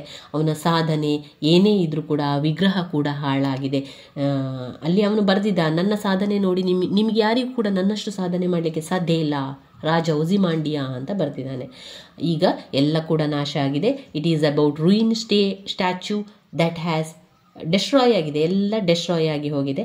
ಅದರಿಂದ ಹೇಳುವಂಥದ್ದು, ನಾವು ಎಷ್ಟು ಗರ್ವಪಟ್ಟರೂ ಕೂಡ, ಎಷ್ಟು ನಮಗೆ ಅಹಂಕಾರ ಇದ್ದರೂ ಕೂಡ ಒಂದಲ್ಲ ಒಂದು ದಿವಸ ಎಲ್ಲವೂ ಕೂಡ ನಾಶ ಆಗುವಂಥದ್ದು. ಇದನ್ನು ನಾನು ಬರ್ಕೊಂಡಿರುವಂಥ ಸಮ್ಮರಿಯನ್ನು ನಿಮಗೆ ತೋರಿಸ್ತೇನೆ ನೋಡಿ. ಇದನ್ನು ಬೇಕಾದರೆ ಸ್ಕ್ರೀನ್ಶಾಟ್ ಮಾಡ್ಕೊಳ್ಳಿ, ಇಲ್ಲ ಅಂತಾದರೆ ನಿಮ್ಮ ಪಾಯಿಂಟ್ಸ್ ಬುಕ್ಕಲ್ಲಿ ಆದರೂ ಬರ್ಕೊಳ್ಳಿ. ಒಜಿಮಾಂಡಿಯಾ ಎನ್ನುವಂಥ ರಾಜನ ಕತೆ, ಒಂದು ವಿಗ್ರಹದ ಕತೆ. ಆ ವಿಗ್ರಹದಲ್ಲಿ ತಲೆ ಕಟ್ಟಾಗಿದೆ, ತಲೆ ಕೆಳಗೆ ಬಿದ್ದಿದೆ. ಆ ಮುಖದಲ್ಲಿ ಒಂದು ಗಂಭೀರತೆಯ ಭಾವನೆ ಕಾಣ್ತದೆ, ಒಂದು ಗರ್ವದ ಒಂದು ಮುಖ ಕಾಣ್ತದೆ. ಅದನ್ನು ಮಾಡಿದವನು ಶಿಲ್ಪಿಗೆ ಗೊತ್ತಿತ್ತು, ಯಾಕಂದರೆ ರಾಜ ಮಾಡಿಸಿದ್ದು. ರಾಜ ಹೇಳಿದಾನೆ, ನನ್ನ ಒಂದು ಶಿಲ್ಪವನ್ನು ಕೆತ್ತಿಸಿ ಇಡು, ನನ್ನ ಒಂದು ಶಿಲ್ಪವನ್ನು ಕೆತ್ತಿಸಿ ಕೆಳಗೆ ನಾನು ರಾಜ ಒಜಿಮಾಂಡಿಯಾ, ನಾನು ಇಷ್ಟೊಂದು ಸಾಮ್ರಾಜ್ಯವನ್ನು ಮಾಡಿದ್ದೇನೆ ಅಂತ ಅದರಲ್ಲಿ ಹಾಕಬೇಕು ಅಂತ. ಶಿಲ್ಪಿಗೆ ಗೊತ್ತಿತ್ತು ಅವನ ಒಂದು ಗರ್ವ ಇರ್ಬೋದು, ಅವನ ಅಹಂಕಾರವನ್ನು, ಅವನ ಒಂದು ಕಲ್ಪನೆಯಲ್ಲಿ ಅವನ ಮುಖವನ್ನು ಮಾಡಿದ್ರಿಂದ ಆ ಮುಖ ಸಂಪೂರ್ಣ ಗರ್ವದಿಂದ ಕೂಡಿದ ರೀತಿಯಲ್ಲಿತ್ತದು ಕಾಣ್ತದೆ. ಇದು ಒಜಿಮಾಂಡಿಯಾ ಕಥೆಯಲ್ಲಿ ಬರುವಂಥದ್ದು. ಇನ್ನು ಬರುವಂತಹ ಕೊನೆಯದಾದ ಪದ್ಯ ಡೋವರ್ ಬೀಚ್. ಮ್ಯಾಥ್ಯೂ ಅರ್ನಾಲ್ಡ್ ಅವರು ಬರೆದಿರುವಂತಹ ಡೋವರ್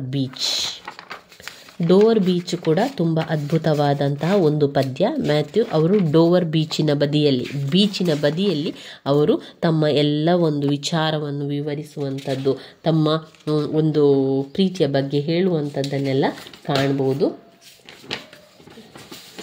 ಸಮುದ್ರದ ತೀರದಲ್ಲಿ ನೋಡಿ, ಇಲ್ಲಿರುವಂಥ ಪುಸ್ತಕದಲ್ಲಿರುವಂಥ ಸಮ್ಮರಿ ಪುಟ ಸಂಖ್ಯೆ 56ರಲ್ಲಿದೆ ನೋಡಿ. ಇದನ್ನು ಕೂಡ ನೀವು ಸ್ಕ್ರೀನ್ಶಾಟ್ ಅಂತ ತೆಗೆದಿಡಿ. ನಿಮಗೆ ಓದಲಿಕ್ಕೆ ಬೇಕು ಅಂತಾದಾಗ ಅದನ್ನು ಓದ್ಕೊಳ್ಬೋದು, ಅಥವಾ ನೀವು ಪಾಯಿಂಟ್ಸ್ ಬುಕ್ಕಲ್ಲಿ ಬರಿತೀರಿ ಅಂತಾದರೆ ಬರ್ಕೊಳ್ಳಿ. ನಾನು ಬರೆದಿರುವಂಥ ಪಾಯಿಂಟ್ಸನ್ನು ತೋರಿಸ್ತೇನೆ. ನಿಮಗೆ ಅದು ಸರಿ ನಿಮಗೆ ಅರ್ಥ ಆಗಲಿಲ್ಲ ಅಂತಾದರೆ ಬೇರೆ ಕಡೆಯಿಂದ ಹುಡುಕಿ ಆದರೂ ಬರೀರಿ. ನಾನು ಮೊದಲು ಕನ್ನಡದ ಸಾರಾಂಶವನ್ನು ನಿಮಗೆ ತಿಳಿಸ್ತಾ ಹೋಗ್ತೇನೆ. ಈ ಒಂದು ಡೋವರ್ ಬೀಚ್ ಎನ್ನುವಂತಹ ಪದ್ಯದಲ್ಲಿ ಸಮುದ್ರದ ಅಲೆ, ಗ್ರೀಕ್ನಲ್ಲಿ ಅವರು ಸಮುದ್ರದ ಅಲೆಯ ಸ್ವರವು ಮನುಷ್ಯನ ಬೇಸರವನ್ನು ಕೇಳ್ತಾ ಇದೆ, ಮನುಷ್ಯನ ದುಃಖವನ್ನು ಹೇಳ್ತಾ ಇದೆ ಅಂತ ಹೇಳುವಂಥದ್ದು.